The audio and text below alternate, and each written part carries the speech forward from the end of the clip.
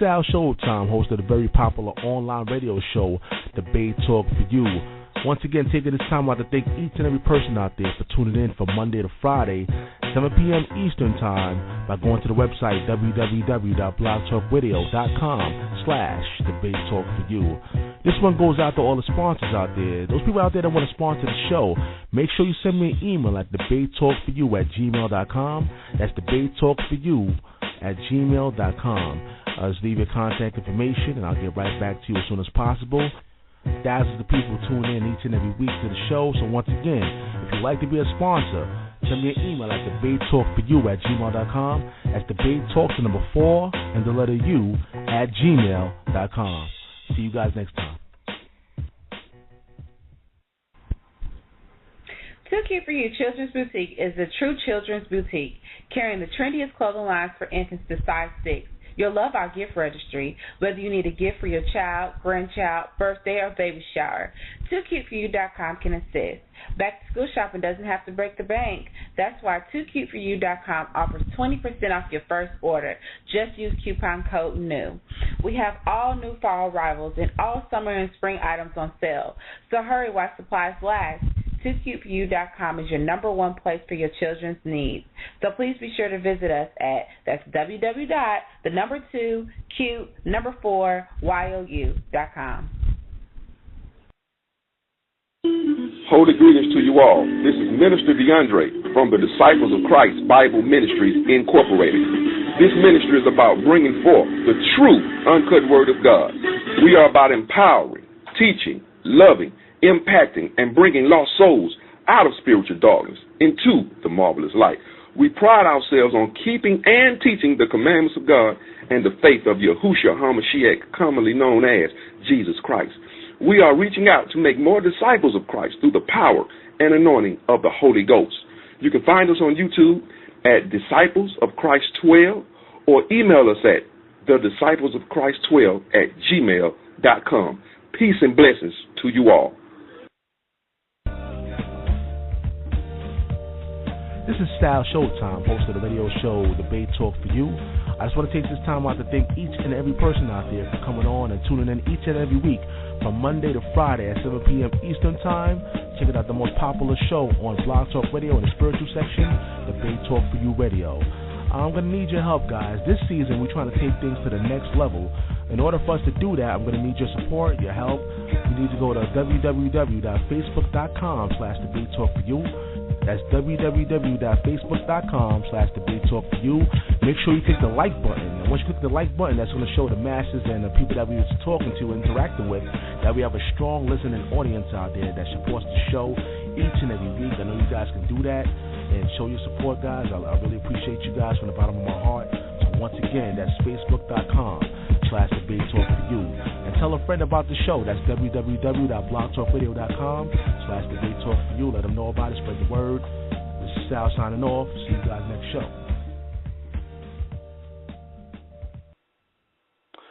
Hey, what's going on, everybody? How you guys doing? Welcome to another show. You're now listening to Season 3 of Debate Talk for You. I'm your host, Sal, and I'm back with another classic show for you guys. Well, once again, we have another classic debate lined up for you guys. Usually we have debates on Friday nights, but we have a special debate lined up for you guys today on a Monday. And everybody know we call our debates the Lion's Den. That's right. Welcome to the Lions Den, where we have the best debates in the world. We have a lot of classic topics that my special guest debate. So once again, I appreciate everybody that's listening via phone by dialing the number 646-716-7320. And, of course, those people that's listening online at www.blogtalkradio.com/debatetalkforyou. But those people that's on the phone, the title of this debate, Are Answered Prayers Proof God Exists? Once again, Are Answered Prayers Proof God Exists? My special guests are standing by. But before I introduce my special guest, of course, I got to go through a few brief announcements. As usual, send me an email at debatetalkforyou@gmail.com. That's debatetalkforyou@gmail.com. If you want to be a part of the show, if you want to debate, if you want to be a part of the round table, if you want to sponsor the show, or if you just want to send me a random email, once again, that's debatetalkforyou@gmail.com. You go to facebook.com/debatetalkforyou. That's facebook.com/debatetalkforyou. You can now download the show via iTunes. Go to the podcast section, type in the search box Debate Talk, the number 4, and the letter U, and you'll see the show pop up absolutely free. You can download it to your PC, your Mac, your laptop, and spread the word, once again, about Debate Talk for You. You can check us out on YouTube. Go to youtube.com/Debate Talk for You. That's youtube.com/Debate Talk for You. You can send me a tweet at Showtime DT for You.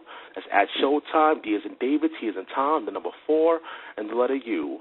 And, of course, if you'd like to make a donation, go to the website, debatetalkforyou.donations.webs.com. That's debatetalkforyou.donations.webs.com. Okay, let me introduce my special guest. My first special guest, he's been here before. You can check out his YouTube channel called, well, you can type in XX0054. That's XX0054. He's representing Preaching to the Choir Ministries. He resides in New Jersey. He's been on the show before. You can check out the archives and check out Saved by Law or by Grace, Part 1 and Part 2. That's Saved by Law or by Grace, Part 1 and Part 2. For the first-time listeners out there, the show is archived. So once again, you can go to www.blogtalkradio.com and check out the show at any given time. And once again, you can check out the show, Saved by Law or by Grace, Part 1 and Part 2. Another debate, this is my special guest that I'm going to introduce right now, has been on. It's called, Does God Approve Homosexuality? That was definitely a classic debate. This is the Gman. What's going on, Gman? How you doing? And welcome to the show. I'm doing just fine. I'm just happy to be here today to share the truth and love once again with you guys. Well, I appreciate you, my brother. Anything you've been up to? Anything that you want to put out there to the listening audience? Anything going on? No, same old. Standing up for God's word, showing that he's true, showing that he's real, and trying to do with everything I got, bring glory to God. Once again, I appreciate you, my brother. Welcome to the show. And my next special guest, this is his first time here at Debate Talk for You. You can check out his radio show called The Skeptic Fence Show. That's The Skeptic Fence Show. Let's go to www.skepticfence.com. It airs every other Saturday from 9 p.m. to 11 p.m. You can check out his YouTube channel, is Negation of P. It's called Negation of P. He's a professional educator for over 20 years. He resides in Chicago. This is Ned. Welcome him to the show for the first time. Debate Talk for You. Welcome, brother. Welcome, guys. Hey, thanks a lot. This is really good. I'm really excited for tonight. This ought to be fun. Now, I know you have a radio show. Let the people know a little bit more about your radio show and the other social media web links that they can check out your show at. Okay, yeah. Just like y'all's your show here, which, by the way, I'm really impressed with, man. I like this a lot. We archive everything we do as well. We archive it in 3 places. YouTube is pretty much where we get most of our traffic. We would like to move that all over to our website, of course, which, like you said, is skepticfence.com. The YouTube channel is Skeptic Fence at YouTube. And then we also rebroadcast or repost it again on iTunes. And again, it's the Skeptic Fence Show podcast on iTunes. Our next guest, if you guys are around, not next Saturday, but the Saturday after, December 7th, it'll be Dr. Richard Price. Most people know him a little bit better as the Bible Geek. Has a lot of books out, been in many documentaries, and if you have any questions for him, we're going to try to get him. We've got to make sure he's okay with this, but we always try to have a call-in section at the end. But if nothing else, on the forums on our website, what we do is we ask you to post your questions there, and we'll choose some from there. And give us any information you would like to have us tell him about you, and we'll read that on air as well. So that's about us. Yeah, you can also check out your show, Skeptic Fence, on iTunes, right? Yeah, iTunes. It's the podcast. The Skeptic Fence Show iTunes podcast. Okay. All right, so guys, everybody out there, make sure you check it out. And as a matter of fact, I'm going to leave a link in the description box below on the website here, so you guys can check out my special guests' websites and their radio shows and gather all the information. So, of course, we're going to go and start this debate pretty soon. But what I'm going to do is, for the first-time listeners out there, I got to go through the debate format so you guys can know how this debate is going to go. So let's start this thing up. Let me just go through the format. Of course, we're going to start off with the opening statement. That's going to be 15 minutes each. Once we get to the 2-minute mark, you're going to hear this sound. That means there's 2 minutes left of your time. And once the time is totally up, you're going to hear this sound.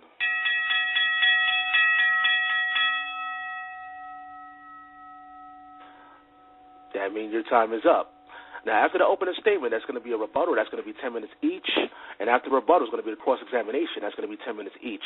Now, each person has prepared several questions to ask one another. Give your opponent ample time to answer questions. However, if the person asking questions is not satisfied with the answer, give a mini reply, then move on to the next question. The person on the receiving side being asked questions, please save your questions for when it's your cross-examination time. Of course, no foul language is permitted on Debate Talk for You. That's an automatic disqualification. And please refrain from excess name calling. That's another disqualification. We don't do that here on Debate Talk for You. We keep it professional. Of course, I'm going to do my best to moderate the situation, and please speak one person at a time so myself and the listening audience can gain full understanding. I repeat, please speak one person at a time so myself and the listening audience can gain full understanding. After that, we're going to have a 5-minute intermission break, 5-minute intermission, and after the intermission, there's going to be a second rebuttal. And after the second rebuttal is my favorite part of the show, the public Q&A, where you, the listening audience, will call in with your questions and your comments by dialing the number 646-716-7320. That's 646-716-7320. Of course, I'm going to ask my listening audience to show respect to my special guest, as well as special guests show respect to the listening audience. And it goes for you as well, listening audience, no foul language, or you'll be banned from the show. Of course, I'm going to give everybody a limited time to ask their questions due to high volume of callers, and we're going to get this thing started. After the public Q&A, of course, will be the final statement, and that's going to be 7 minutes each. Okay, so being that Ned is his first time here on Debate Talk for You, everybody knows all the first-time debaters start first. So we're going to start off with Ned. I'm going to open up his phone line. Let me just set the timer. And once again, you're now listening to Debate Talk for You Radio. The number is 646-716-7320. Make sure you go on to Twitter, Facebook, Instagram. Let everybody know Debate Talk for You is on. Spread the word. And let's get this thing started. Okay, can you hear me? Are you ready? I'm ready. Thanks, Matt. Should I start, or do you tell me when? Let me count. Let me count you in. And you can go ahead. Go ahead now. Okay, thank you. Again, thanks, man. This is really nice. And, Gman, I'm definitely looking forward to hearing your information. Before I get started with my arguments, I'd like to preface it by saying I'm not here to disprove God. I'm also not here to convert anyone to atheism, or even, believe it or not, I don't even want to win the debate. For those of you that know me, my one goal is to have a discussion to find out truth. And if that means everything I hold is correct to be shown wrong, then so be it.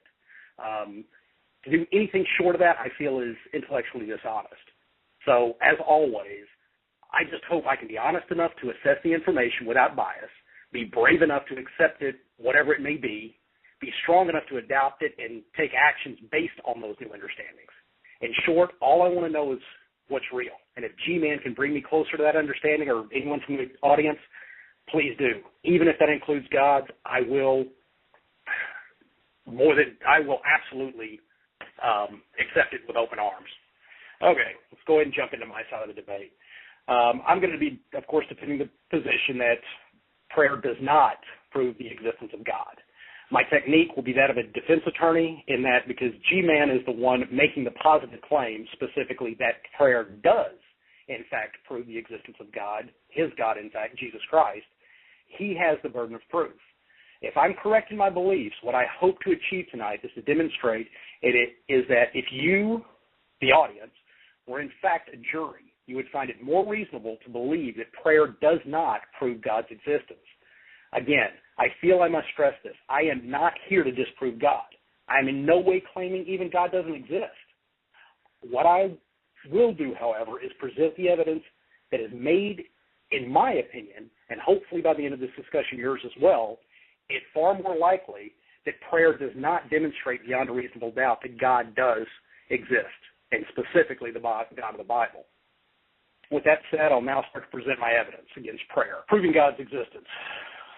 Well, I'm going to present 3 lines of reasoning, and I hope that to demonstrate to the audience that, you understand why I'm not swayed thus far, but I'm definitely open to it, and, in fact, I kind of hope I'm wrong. First line of reasoning I'll use, as everyone probably knows me, is going to be the scientific approach. After reviewing G-Man's argument that is outlined in his YouTube video, Atheist Defeated, It's Time to Admit God Exists, he asks at Time Hack 311 in the video, how does a non-material God make himself known in a material world? Then he answers that question by claiming he's going to need to appeal to one of our 5 senses. I realize this, in essence, posited a testable hypothesis, And even better, it gives us a methodology. He later on gives us a methodology to prove that or to test it at 4 minutes and 23 seconds into the video. Upon realizing this, I could think of no better opportunity than to offer myself as an example for him to demonstrate his claims.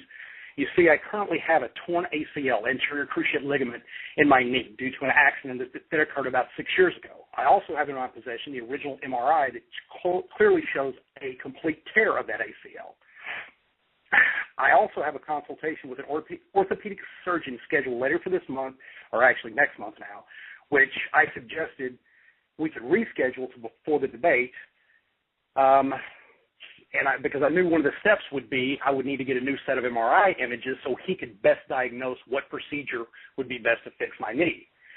Therefore, if Gman were able to demonstrate he could heal my knee through prayer, this would be documentation, and all we would have to do is just simply compare the MRIs to see the new images. I also presented him with what some might see as a more challenging task, and that's praying for my salvation. To be clear, I would offer my soul and my body as proof of his abilities. I would adhere to any and all conditions he set. I would allow him or as many people as he saw fit to participate in the prayer, and I even offered to participate myself in prayers, rituals, whatever he felt would help. I also offered to document my participation via video journal to make sure that would not only I followed his instructions, but I was in fact doing it in a way to be effective. I do not do this as a test of his or his God's abilities. I offer this up because I can think of two very positive outcomes if we were successful. One, this would serve as extremely compelling evidence toward the validity of use of prayer in a curative aid in medicine, and it could be utilized throughout the world. Two, it would also serve as undeniable evidence towards God's existence, and it would be very convincing to people, myself included, that God is there. Now, to my genuine surprise, he decided to decline my offer. You may say, most of the atheists are saying, well, I don't see how that you would be astonished there. Well, my astonishment stems from the belief he was genuine in his faith and his scripture, as he states, like John 5:17, and he was truthful in the statements that he made in his videos. If you look at the video that I cited earlier at 7:25. He specifically says, never underestimate the power of intercessory prayer when praying for someone else. At 6:15, he said, allow the outside observer to know prayer works. You can use intercessory prayer, log the date, request circumstances, and then when God grants that prayer, you have evidence for that person. In an earlier video, how and how not to pray that he made, he basically repeated from 5:21 in the video multiple times, God has always given me what I wanted, which would imply to me that he has a 100% success rate, which really surprised me that he didn't decide. So now I think you can understand that if I go into it believing that he actually believes what he says and then turns me down, I was a little, I guess, took back by that. So I know some of you now might be saying, well, why am I starting with scientific method if I don't have any direct data? Well, luckily we do have data, and it's a lot of data. Keep in mind, this phenomenon is not new, and it has been studied for quite a while. In fact, it goes back, the farthest that I know of as a scientific study was done in 1872 with Francis Galton study. And that gives us roughly about 140 years of data that we can base our conclusions on. Due to the time constraints, and more importantly, I'm not really willing to make you guys ears bleed by listening to, an hour's worth of freaking statistical analysis. I'm only going to be going through a few of them really quick. The first one I'm going to cite is the Mayo Clinic study of 2001. This double-blind study by the Mayo Clinic randomized 799 coronary patients, which received prayers at least once a week from 5 intercessory persons, or five people praying for them. The conclusion, the endpoints, what they were analyzing is the endpoints. They wanted to see the death, cardiac arrest, hospitalization, all of that would be negative as far as prayer working in this case. And again, it had absolutely no significant data whatsoever. The mantra study which was done in 2005. This study was a 3-year clinical study, and this one was done by Duke. It had 748 cardiac patients, and this one was split up into basically the same control groups and going through. Interestingly, this one also tested what they called MET, music, imaginary, and touch, or imagery and touch, sorry, I can't talk. And then they went through it, and basically they found no significant difference was found in the primary composite endpoint and any treatment comparison. So in other words, again, they found nothing. There was nothing there that would be outside of the statistical norms to make any kind of whatever. Now, the most, I guess, famous one that most people recite and know is the STEP project. This one was done by Harvard. It was actually founded by a religious group called the Templeton Foundation, and it had 1,802 bypass patients, and they split them up into 3 groups. 604 of those patients received intercessory prayer, and they said they may or may not be prayed for as far as they were telling the participants. The next group was 597, and they didn't say anything. They didn't tell them they were being prayed for at all. They didn't tell them anything at all. And in the third group, they told them that they were definitely being prayed for, and it's because their heart, of their heart condition was the thing. The conclusion, which is amazing, at least this one to me is that basically groups 1 and 2, the one that they didn't know if they were being prayed for, and the control group, there was no significant difference. In fact, it was within 1 percentage point. But the ones that knew they were going to be prayed for had an 8% variance on the norm, which is a huge statistical difference, especially when you're talking with a sample size this big, and it was negative. These people had more problems after their surgery. What they're thinking that caused that is the stress that was involved, basically going, I'm in such bad shape that the only thing that I've got left is prayer.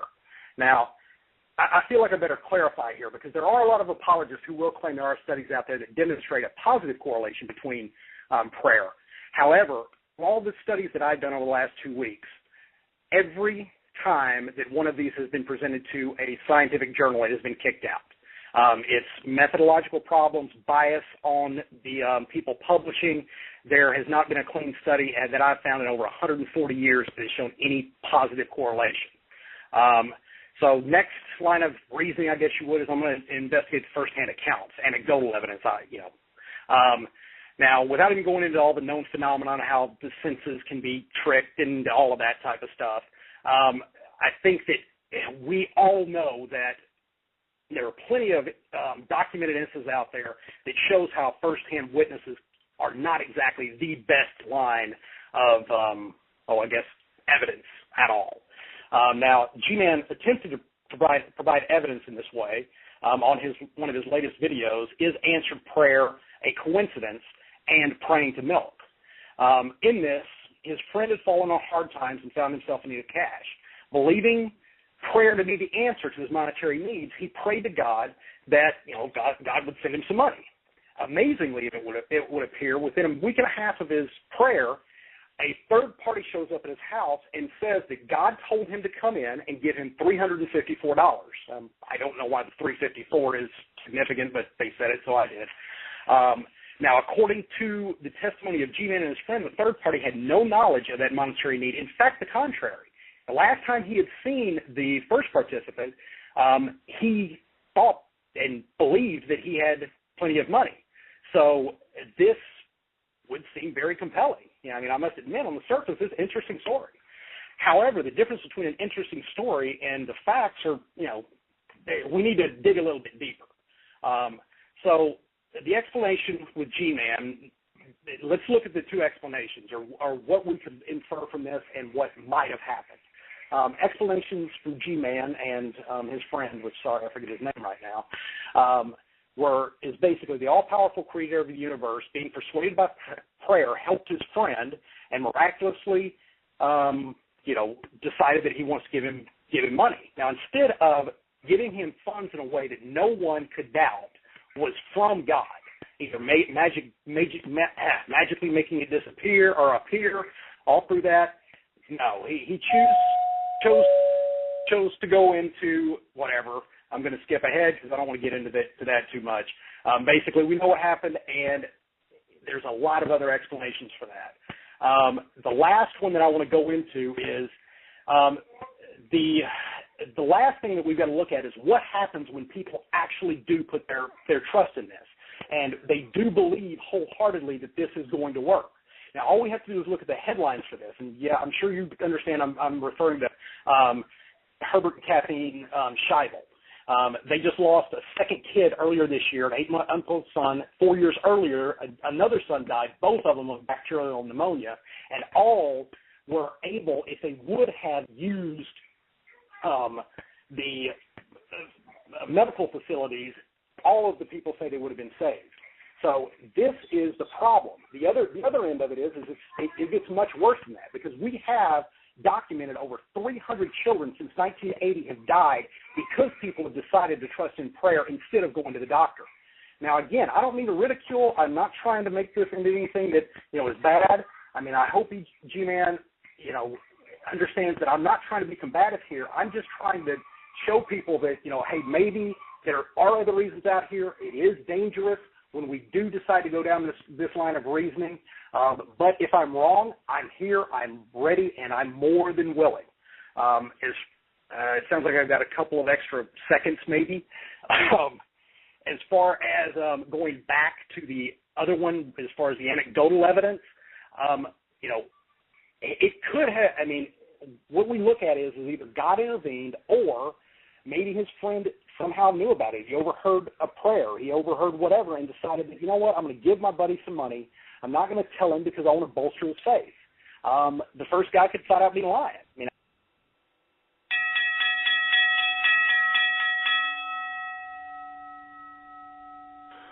All right, once again, you're now listening to Debate Talk for You Radio. The title of this debate for the people that just joined into the show, Are Answered Prayers Proof God Exists? Are answered prayers proof God exists? This is an atheist versus Christian debate. Once again, I see more and more people joining into the show. Welcome to the show, everybody. Welcome. I appreciate you tuning in to Debate Talk for You. Right about now, we're still in the opening statement part of this debate, so now we're going to go to the G-Man with his opening statement. That's going to be 15 minutes each. Let me open up his phone line, and G-Man, you can go ahead. All right. Once again, Sal, thank you for having me on your program, Debate Talk for You. NEGATIONofP, thank you for agreeing to actually, and I do mean this sincerely. I thank you that out of almost 4,000 people on my YouTube channel that commented on that channel, not commented, that watched, viewed, heard the argument, and attempted to refute this argument. I thank you that you're the only one who had the courage to be able to come on Debate Talk for You to actually have this argument with me about this very important issue about whether or not God answers prayers, yes or no. But just very quickly, I just want to let everyone know that, again, that I'm happy to be here, by saying hello, everyone. And as you already know, I have an argument that I use on my YouTube channel that I use to prove the existence of God. I'll admit right from the beginning, guys, that my position on this argument is based on faith, not blind faith. Not faith without evidence. That is the faith that is defined in the Bible. And just to let you guys know, I'm going to get into that a little bit later when I get to actually do my rebuts with NEGATIONofP. Since I'm a Christian, I'm going to be primarily arguing from a Christian perspective about answered prayer. Okay? So the argument goes like this. From the Christian perspective, God is a spirit. We see this in Genesis chapter 1, verses 1 through 2. Okay? And in John 4:24, where Jesus says that God is a spirit, and those that worship him shall worship him in spirit and in truth. Okay? Now, the question becomes, is a spirit material or immaterial? Now, as NEGATIONofP, he kind of went into that a little bit, but I just want to make sure that you guys hear the whole argument for yourselves so that you're not getting the secondhand information about this, okay? Most of the atheists I speak to say that God would be immaterial, okay? So then the question becomes is, how does an immaterial spirit make himself known to the material world? For anyone to realistically know for sure God is real, he would have to appeal to our five senses, as NEGATIONofP already mentioned. That is to see him, to touch him, to taste him, to smell him, or to hear him. So God would have to appeal to our five senses in order to show us that he's real. I'm a Christian, and I am testifying today that God has done one or all of those particular things to show me that he is real. Again, when me and NEGATIONofP do our rebuttals, or when we actually have direct dialogue, I'll get into why I know this, okay? We have massive evidence and testimonies of Jesus physically walking the earth, but many atheists don't believe Jesus actually existed. Again, I'm not saying NEGATIONofP does not believe that Jesus ever existed. I'll ask him that directly when the time comes, well, along with some other questions. But a lot of atheists do reject the fact that Jesus actually existed, despite the evidence and the literal billions of people throughout history, that have testified about Jesus' influence in their life. So there are other ways God has made himself known. God can speak to people in the material world. How do we know? Well, a Christian can have a prayer journal, okay? And what he can do is he can write down what they prayed for, what the prayer was, and when the prayer was answered. And you have actual physical documentation of that particular prayer. And then for the Christian, for his own personal faith with God, that would be enough to convince the person, the Christian or the follower of God, that his God exists. Okay? Now, how do we do this for the person that's outside of my faith, that's outside of Christianity? Well, I think NEGATIONofP touched on it a little bit, but we have something that as a matter of fact, you can get the same prayer journal. You can write down. I can pray, let's say, for Sal or NEGATIONofP, right? And I can go on my prayer journal. I can write down when I prayed, what the prayer was. I can write down when it was, and I can write down when the prayer was answered. Okay? And what happened is I'll have physical documentation to show you, look, I prayed on this date. This is what I prayed for, and this is when it's answered. And this is when it was answered. And I would consider that evidence for the existence of God. And I think that the person outside of me can do the same thing too. Now here's the thing, guys. There's a lot of people on YouTube that disagree with me on this. They don't believe that answered prayer is proof for the existence of God. And I personally believe the reason why they reject this is because of the simplicity of this argument. Okay? It doesn't go really deep into science. All it's really asking is how does an immaterial God communicate with someone in the material world? He would either have to just show up or he would have to directly speak to you. For those of you who have Bibles and actually do believe in the Lord Jesus Christ, we all know that when Jesus was here, people rejected him not only as the only begotten Son of God, but they rejected him as the Messiah. They rejected him as God Almighty. Okay? And people are doing that today as well. Okay? So it's no big surprise that people would question, who the person of Jesus is and all these other things and whatnot. But here's the thing, guys. For those of us that do believe, you know that when you're praying, you're talking to God. And you know that when your prayers are answered, he is the one that's doing it, because we have things in the Bible that shows us if God is the one who's actually answering our prayers. And again, when I get into my direct conversation with NEGATIONofP or the rebuttal period, I'll go into what these scriptures are. Because NEGATIONofP, when he made his argument, I think he's taking a passive-aggressive approach. Okay? He sounds like he doesn't want to debate about this. He sounds like he doesn't want that he's not questioning whether or not God exists or not. But I'm sure for those of you who are listening to this, I'm pretty sure you're picking up on the fact that he does not believe in the existence of God. And again, I will ask him directly, and then he will be able to give you guys a direct answer. Okay? But back to the faith issue, a lot of atheists mistake what the Christian faith is. They believe that it's the claim without proof. They don't understand that the substance that we have for our faith is actually our assurance, is our confidence that is God actually answering our prayers, which I will get into in more detail when me and NEGATIONofP get into it. So I'm going to stop here. You guys know the argument. God is immaterial, and the way he communicates to us is by answering our prayers. Now, we know that there's other ways he does it as well, but one of the popular ways is that he answers our prayers. And again, I'll get into this a little bit more deeper when we get to the rebuttal period. I'm done. All right, once again, you're now listening to Debate Talk Free Radio. The number is 646-716-7320. That's 646-716-7320. For the first-time listeners out there, later on, the public Q&A is the time when you call in with your questions and your comments by pressing the number 1. So if you're going to have a question, all you got to do is press the number 1, and I'll add you into the conversation later on during the public Q&A. So for those of you that's listening to the show, stand by, because we want to hear from the people and see what you got to say. Once again, the title of this debate, Are Answered Prayers Proof God Exists? Our answered prayers proof God exists. We're going to go to Ned with his rebuttal. That's going to be 10 minutes each. Once again, that's the rebuttal part of this debate. Let me open up his phone line, and you can go ahead. Okay. Thanks again.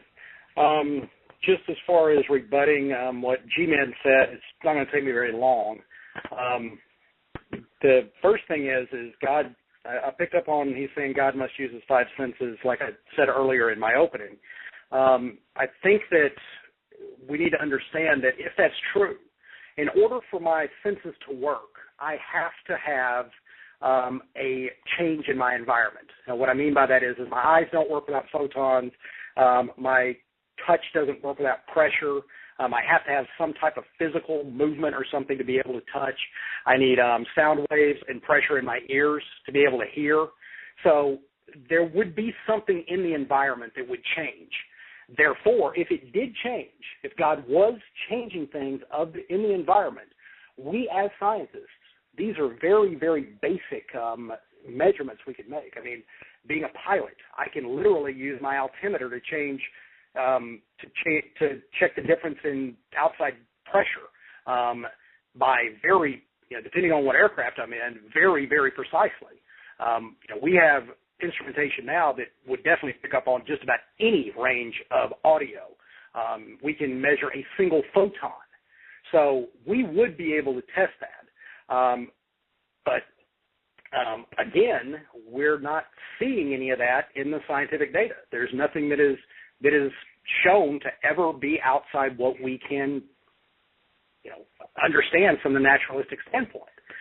He also touched on his prayer journal, which I got into a little bit in my opening, but not nearly as much. And I thank him for that, because I think I did need to clarify that more. But the thing that I found interesting is that that is, in essence, what these studies have been doing for now over 140 years. We have cumulative data from multiple countries over multiple faiths looking at many different demographics and different ailments and, all kinds of things. And even with all this data, having almost exactly the methodology that Gman was asking us to employ, we still are seeing nothing.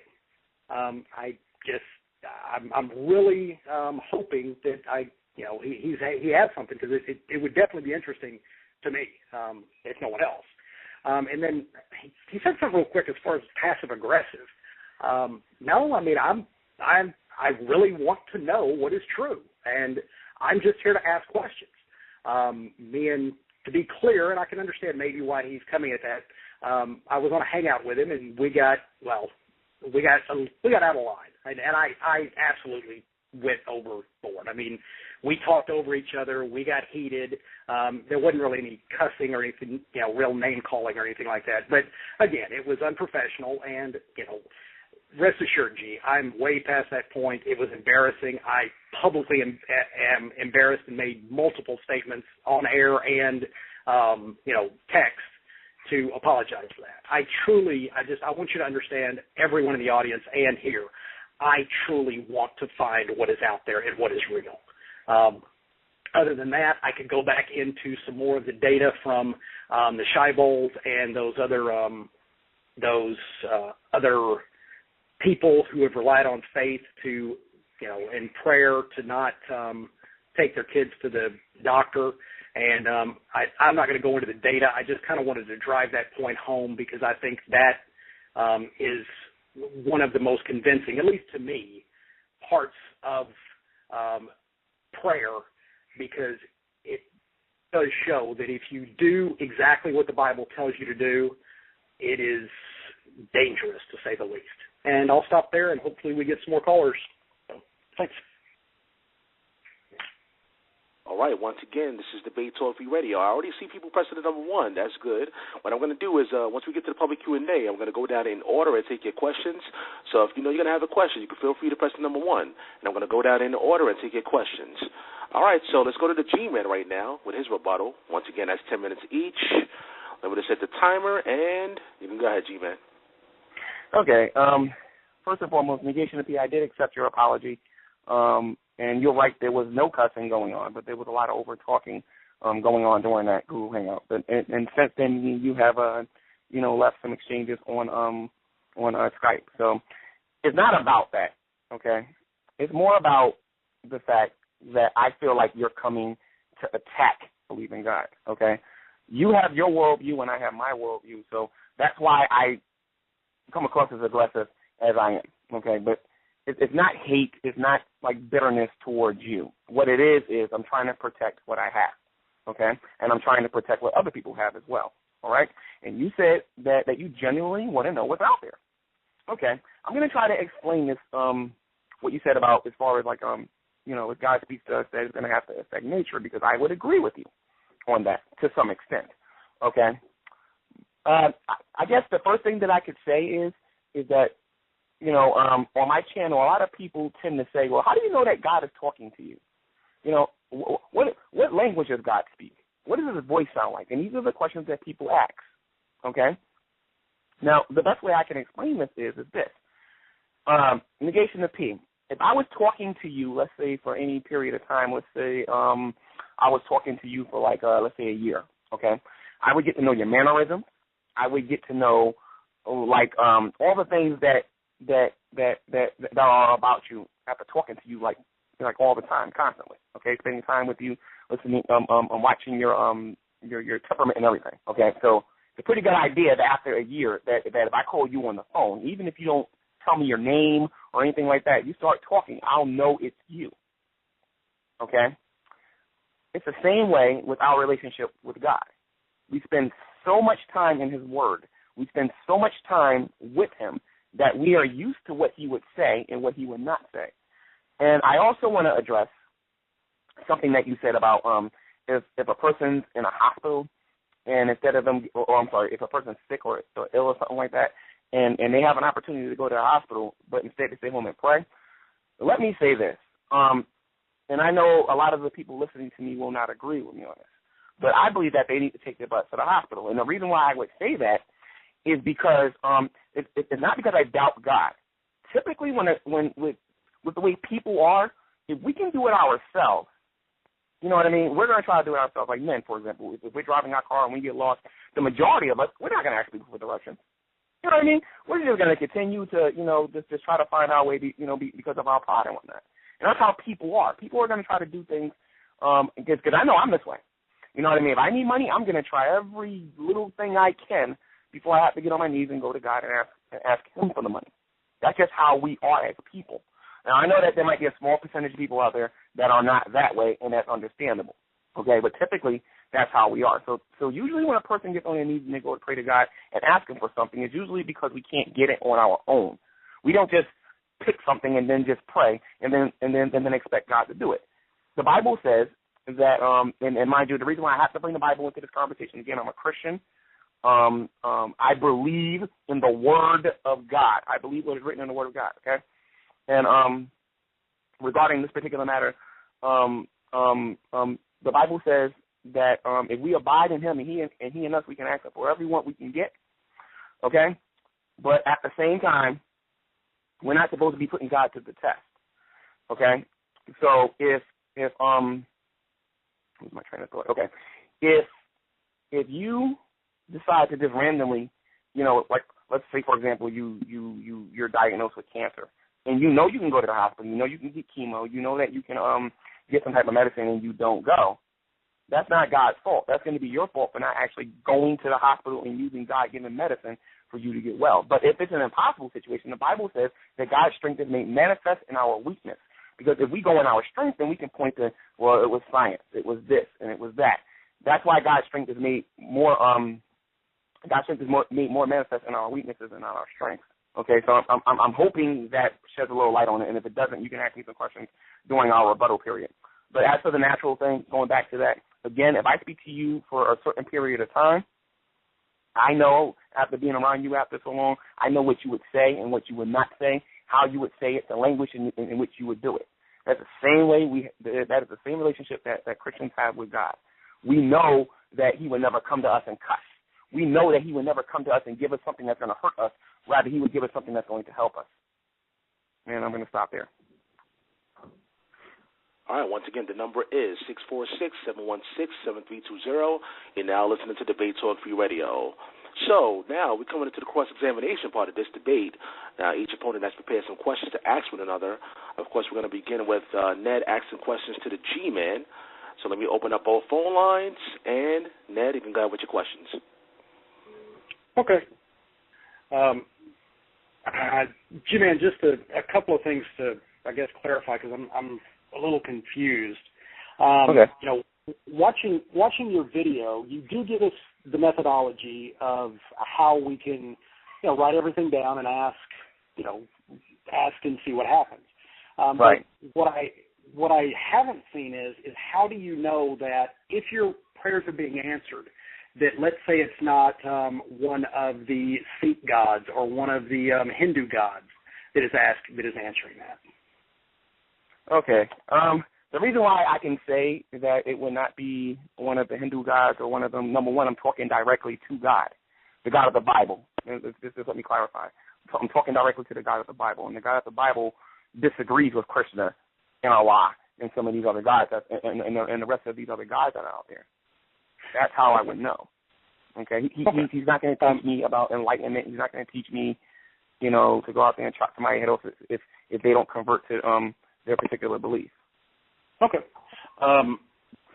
Well, that kind of leads me down a little bit different path.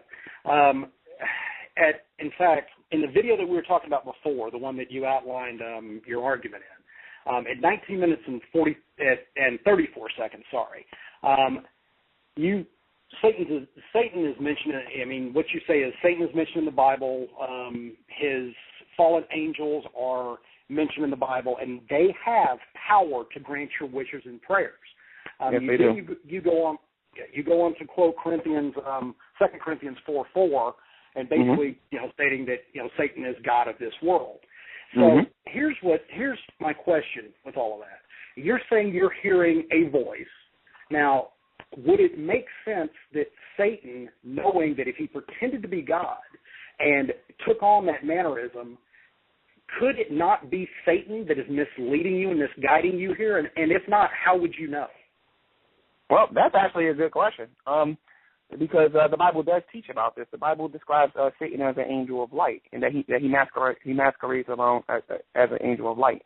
So he pretends to be something that he's not. Now, I don't mean to offend the people that might be listening to this, okay? I'll give you an example of what I mean by this very quickly. There are people out there calling themselves Christians that are not really Christians. Let me use an example. I disagree with the fact that Mormons believe that they're Christians. So if let's say, for example, I was praying and then the answer I got in prayer sounded like a Mormon teaching, I would reject it and think it came from the devil because it's not in the scripture. For example, the Mormons believe that Satan and Jesus are brothers. Well, Satan, Lucifer and Jesus are brothers. I would reject that immediately because the scriptures don't teach nothing like that. Okay, yeah, and I agree with that. But I'm not talking about them. I'm talking about you specifically. How would you know? How could you tell that you're not the one being deceived? I just told you. I can go by. Listen, God will never contradict His word. He will never, ever contradict His word. He will never answer me in the way that would contradict His nature in the scriptures. That's how I would know. But wouldn't Satan be able to understand that same deal and do the exact same thing? Just mimic God? He is incapable of telling the truth. Don't think so. Can you tell me a Bible verse where it's not my time to ask questions? I'm sorry. Go ahead. Well, that's what I was going to say. Can you give me a Bible verse or anything else to support that? Oh, I can give you some Bible verses if you like. Yeah, it says Satan cannot tell the truth because, in my opinion, Satan deceives as far as the Bible says it's all the time. So, again, what scripture says he cannot tell the truth? Well, Jesus said that the devil was a liar from the beginning. Now, we're talking about the devil now, and you got to understand something. The devil was a fallen angel. His original name was Lucifer. When he became the devil, when he became Satan, this is when these scriptures are relevant to him. Not when he was Lucifer, not when he was an angel of light in heaven, like throughout his whole existence. We're talking about when he became the devil. Okay, but we actually have scripture that does support him telling the truth. Namely, when he appeared as a serpent in the garden and said, "If you eat of this fruit, you will attain knowledge." That's true. That ain't what the scriptures say. Okay, I'm paraphrasing, but that's exactly what the sentiment is. I can look it up if you need me to, but yes, I need you to do that because that's very important. Okay. Well, I mean, I'll definitely get that in the break and bring it up. But I think everyone understands that what Satan was saying is if you eat of the tree of knowledge, you will understand truth. And as we see, as soon as they ate of the knowledge, they knew they were naked. They understand death. They understand many things that they didn't understand before. So Satan's being truthful. He tells them exactly what's going on. Okay, so as soon as you get the scripture and you actually read it, I think you'll change your mind.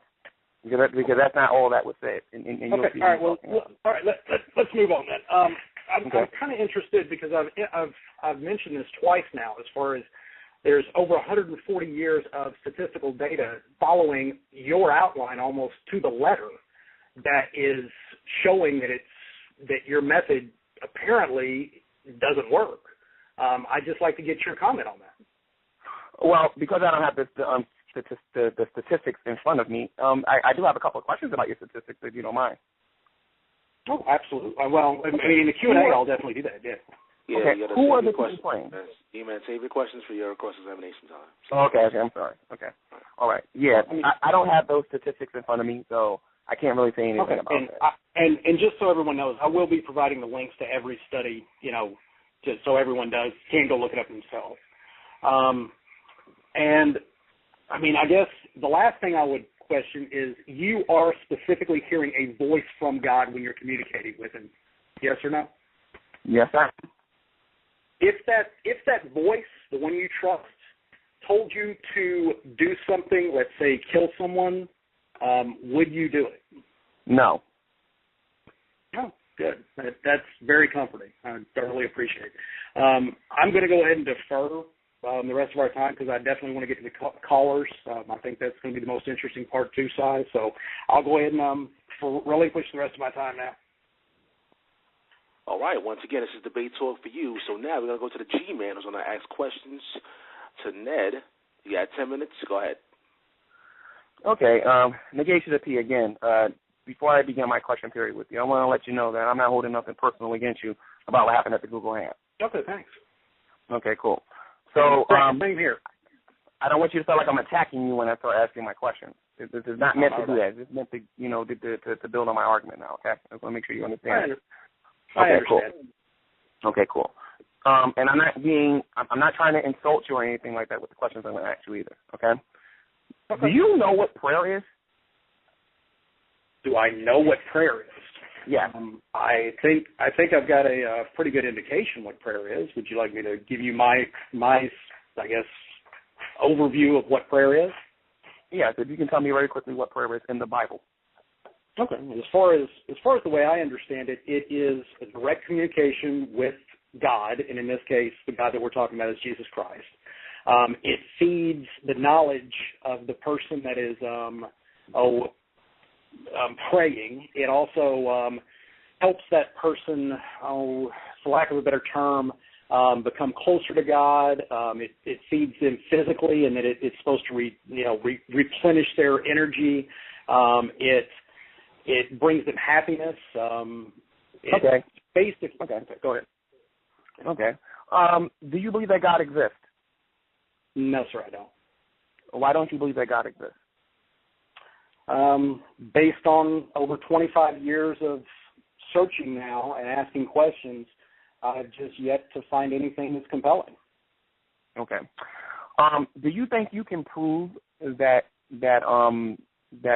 when a Christian prays, that God is not the one answering their prayers? I mean, it's one thing to ask questions and it's one thing to be skeptical about it. But do you think you can actually prove it? No, absolutely not. Okay, and why is that? Because as far as a definitive, well, maybe I guess the term here is we have to make sure we're talking on the same page. A proof in the way that I'm using it is either a scientific. Well, actually, the most technical would be a mathematical proof. But if I'm going to extend that to what I'm saying is it would definitively show without any doubt that this does not happen. And trying to prove a negative is a fool's errand. You cannot prove a negative ever. I mean, no one can. Okay. My next question is, do you know the difference between luck and coincidence? I would say the only difference, at least in my opinion, is the perception of the person who is naming whatever happened. That's how I would say. Okay. And the reason why I asked you that is because the way I understand luck, if you had one person walking outside and they saw $1 and they found it, you know what I mean, they went home and told somebody, they would say that person was lucky. A coincidence would be if one person walked to a corner and found $1 and then you had another person that very same day in their neighborhood found $1 and they called each other and say, listen, I found $1 and this person said the same thing. That would be considered a coincidence. Okay. Earlier you said you were talking about the testimony of my friend when he was giving his story about his answered prayer experience. And I'm wondering why you didn't mention the fact that that when his friend gave him the money, number one, that his friend, because he said in the video that his friend did not know his financial situation. His friend lived more than a mile away. Right. And I was wondering why you didn't mention that in the in your opening statement. It's in my notes, and I meant to. If I didn't get there, it's because I heard the 2-minute bell go off and wanted to get to the final part. Yeah, absolutely, I agree. That's why I said it was a compelling story, because of all the things that seem to have fallen in place. And yeah, I absolutely agree that based on the testimony from him and that video, that apparently the third party there had no way of knowing, as far as he understood it, to know that he could have received that money. Okay, and I guess my last question is this: if his story is true, would that be evidence for the existence of God if his story is true? I think the only way that would be evidence would be to those two individuals, because the problem is if God is using that type of, method to demonstrate his existence, there's so many other, in my opinion, anyway, plausible explanations that would be nothing more than a naturalistic explanation, that it would be very, very difficult for anyone from the outside to say that, yes, that is definitive evidence of God, in my opinion. Okay, so let's say from a percentage standpoint, what do you think the percentage would be, based on what you just said? The percentage of what?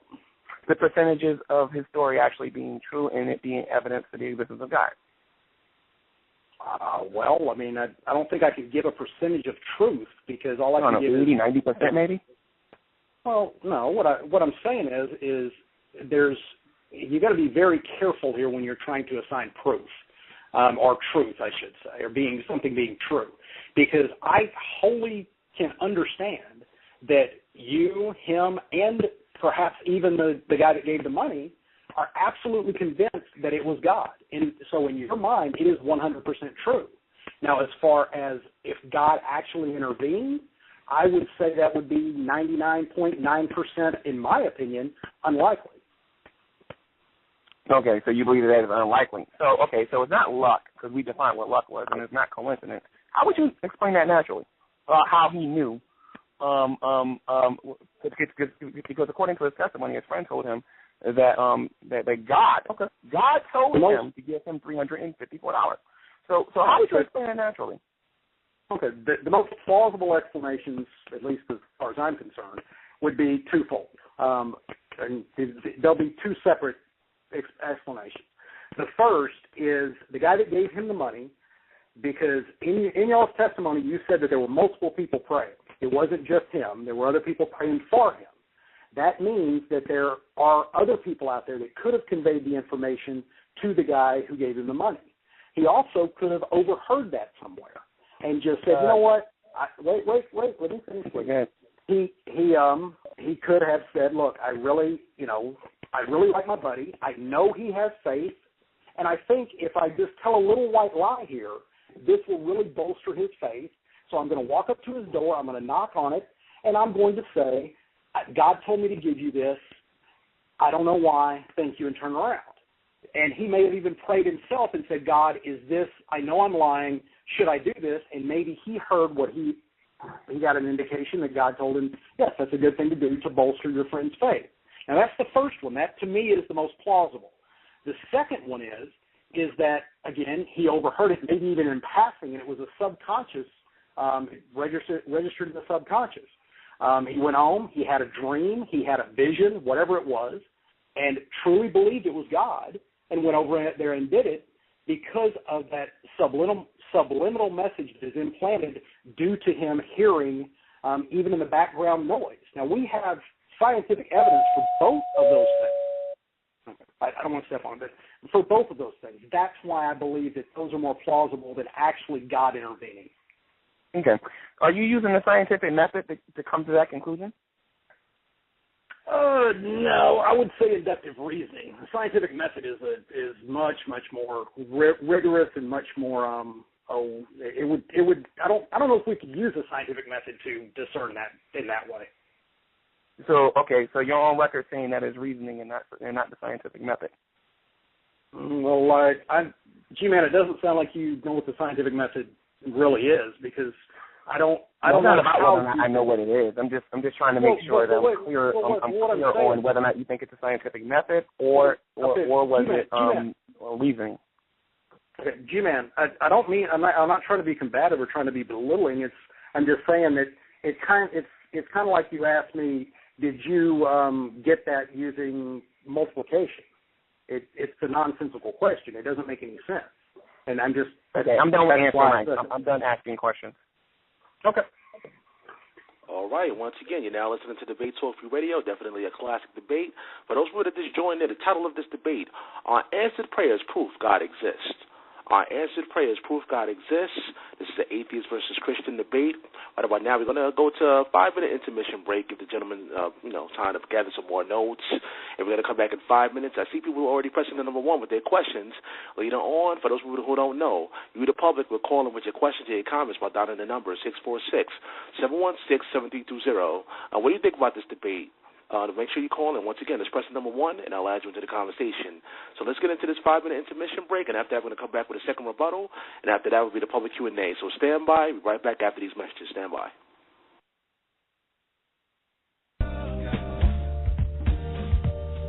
This is Style Showtime, host of the radio show Debate Talk for You. I just want to take this time out to thank each and every person out there for coming on and tuning in each and every week from Monday to Friday at 7 p.m. Eastern Time. Check out the most popular show on Blog Talk Radio in the spiritual section, Debate Talk for You Radio. I'm going to need your help, guys. This season, we're trying to take things to the next level. In order for us to do that, I'm going to need your support, your help. You need to go to www.facebook.com/debatetalkforyou. That's www.facebook.com/debatetalkforyou. Make sure you click the like button. And once you click the like button, that's going to show the masses and the people that we're talking to, interacting with, that we have a strong listening audience out there that supports the show each and every week. I know you guys can do that and show your support, guys. I really appreciate you guys from the bottom of my heart. So once again, that's facebook.com/debatetalkforyou. And tell a friend about the show. That's www.blogtalkradio.com/debatetalkforyou. Let them know about it. Spread the word. This is Sal signing off. See you guys next show. Greetings, truth seekers around the world. This is Brother Joshua, head teacher of Absolute Bible Truth Ministries. I'm here to present to you a new way to study the Bible, the ultimate way. I present to you the Bible Real Unbound series. The Unbound series is a one-of-a-kind concept that fuses Bible study with movie analysis. This greatly enhances knowledge of the Bible using my patented technique known as Scripture Association. By mentally associating Scripture with your favorite movies, your knowledge and understanding of the Bible will dramatically increase. guaranteed. Discover the truth for yourself with my debut title, The Book of Eli, Unbound. Get it instantly via digital download at BibleReel.com. That's BibleReel.com. Thank you. Too Cute for You Children's Boutique is the true children's boutique, carrying the trendiest clothing lines for infants to size 6. You'll love our gift registry, whether you need a gift for your child, grandchild, birthday, or baby shower. TooCuteForYou.com can assist. Back to school shopping doesn't have to break the bank. That's why TooCuteForYou.com offers 20% off your first order. Just use coupon code NEW. We have all new fall arrivals and all summer and spring items on sale. So hurry while supplies last. TooCuteForYou.com is your number one place for your children's needs. So please be sure to visit us at, that's www.4YOU.com.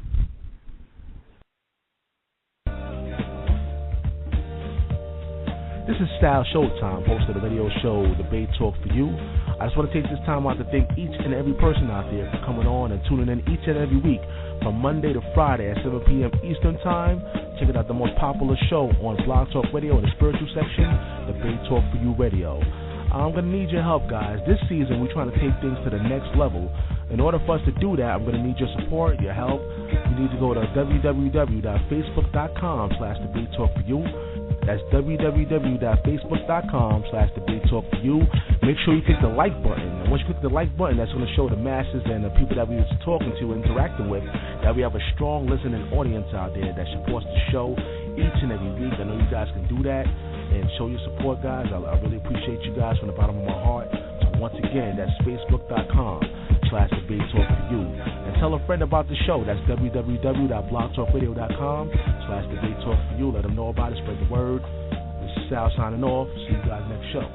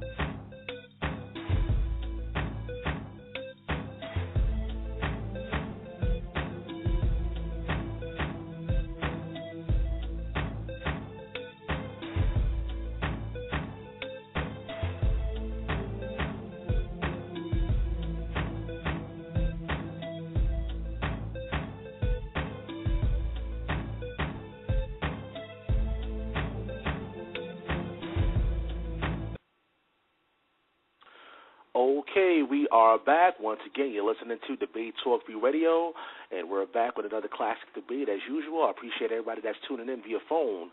Down in the number 646-716-7320. And for the international listeners out there, we have a lot of people out there in the UK that's listening to the show. I appreciate your emails, and everybody that's listening overseas. If you want to call into the show, you can actually use Skype and call into the show, which is during the public Q&A. Once again, it's down the number 646-716-7320, and it's pressing number 1, and I'll definitely add you into the conversation.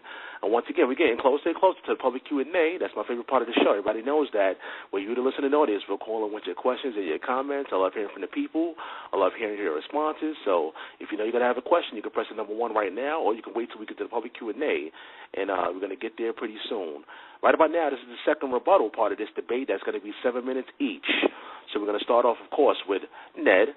Let me just start the timer, and you can go ahead. Okay. Gman, you had asked me to look up that scripture. I went ahead and did that for you. We're in Genesis 3, 3:5. And I'm going to go ahead and start reading. For God doeth know, and basically this is Satan talking to the woman, talking to Eve. For God doeth know that in the day ye eat of thereof, then your eyes shall be opened, and ye shall be as gods, knowing good and evil. 6. And then the woman saw that the tree was good for food, and that it was pleasant to the eyes, and the tree being desired to make one wise, she took of the fruit thereof and did eat, and gave it also unto her husband, and he did eat. And the eyes of both of them were opened. They knew they were naked. They saw the sin. I'm not going to, because now we're just talking about what they're doing. Satan was truthful. They did, before that, had no idea of good and evil. Once they ate that fruit, they did know. It's not even separated by more than one line of scripture that exactly what Satan said would happen. And I'm going to hammer this point just so everyone hears it. Then your eyes shall be opened. The next 7, that's 5, 7 says, and the eyes of both of them were open. Direct quotes, that's King James. Made sure I used your Bible.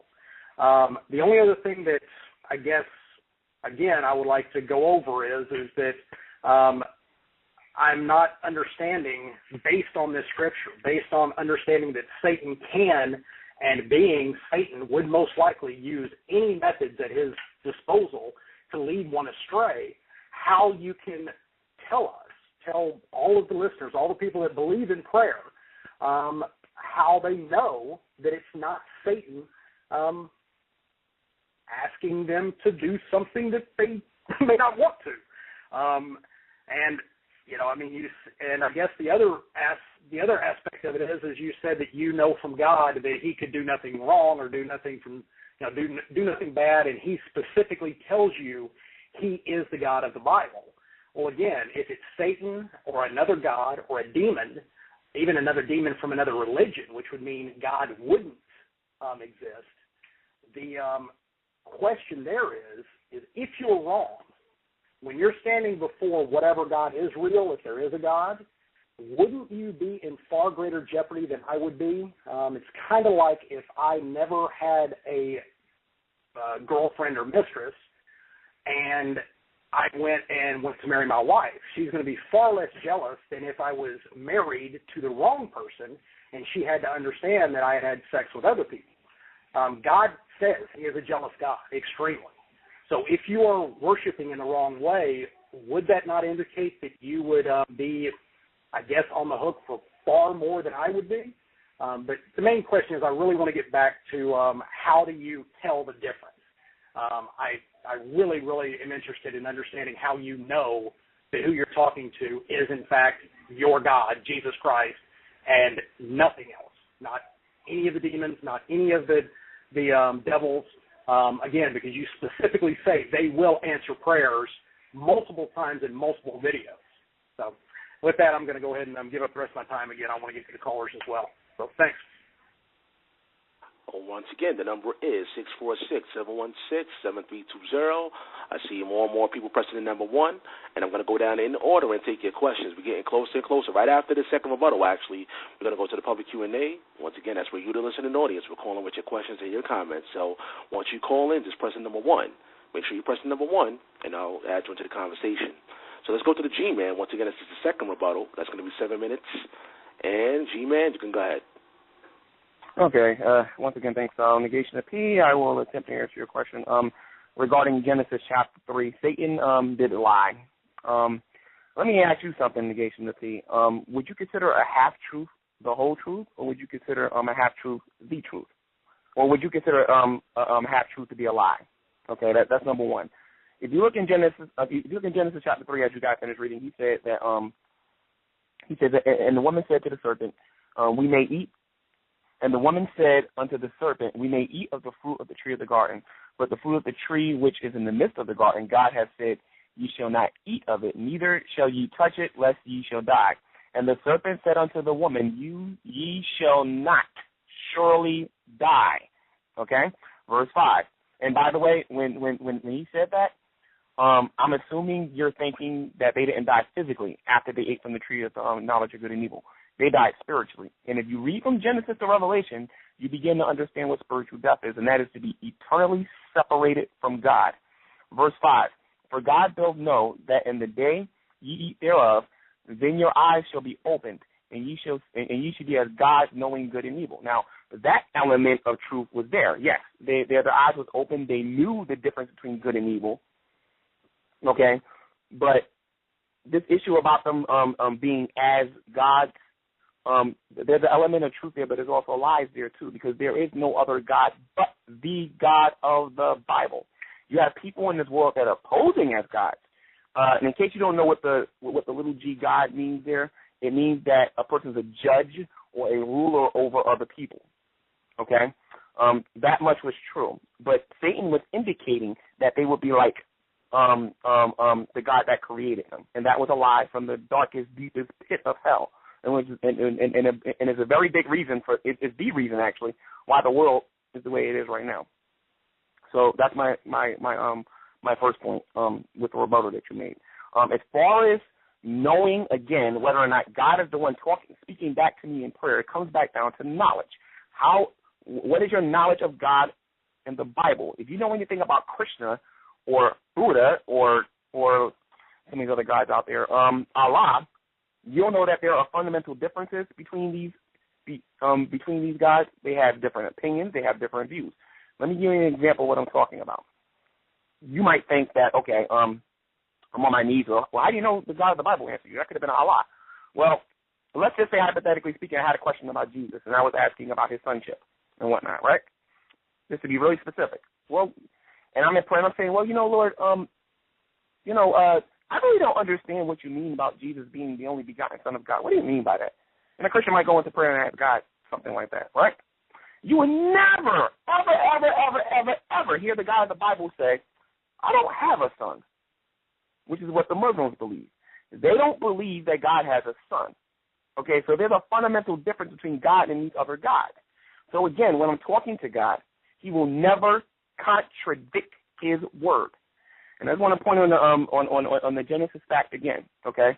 Satan told a half-truth. He didn't tell the whole truth, okay? When he told that the woman that they would be as gods, it was that they would become rulers over other people. But he told them that they would not die, and they died spiritually, and then they died physically. And this has been going on ever since. Anyone who does not know Jesus Christ as their Lord and their Savior are spiritually dead, according to the Scriptures, okay? And anyone who knows him as Lord and Savior is spiritually alive, okay? And just to give you an idea who might be spiritually dead, they don't believe in the spiritual world. They don't believe the spiritual world exists. Okay? This is something that I convey to the atheist community often on my channel. Or at least I try to convey often on my channel. But there's something I would actually like to say to you. That's something that you said earlier. You said that reason would bring you to understand that my friend Kendall's testimony may actually be wrong. My question for you is where's your proof for that? I would like to see some type of tangible proof that you can give me that will show that when my friend came over there and told him, God told me to give you this money, that you can show me without any doubt whatsoever, the same thing you're asking of me, without any doubt, you can show me that God wasn't talking to him and that God did not tell him to go over there and do it. Okay, you're holding a faith-based assertion by doing that. Okay, and for those of you who don't know, many, not all, of those people in the atheist community consider the definition of faith to be the claim without proof, something I will get into a little bit later when I can talk to him directly again or when I can talk to the listening audience. I'm sure they're going to have something to say about this. I'm done. Okay, this is it, guys. My favorite part of the show, the public Q&A. Once again, you, the listening audience, will call in with your questions and your comments. There's people already standing by listening via phone. If you're listening via phone, all you got to do is press the number 1, and, of course, I'll add you into the conversation. Once again, the number is 646-716-7320.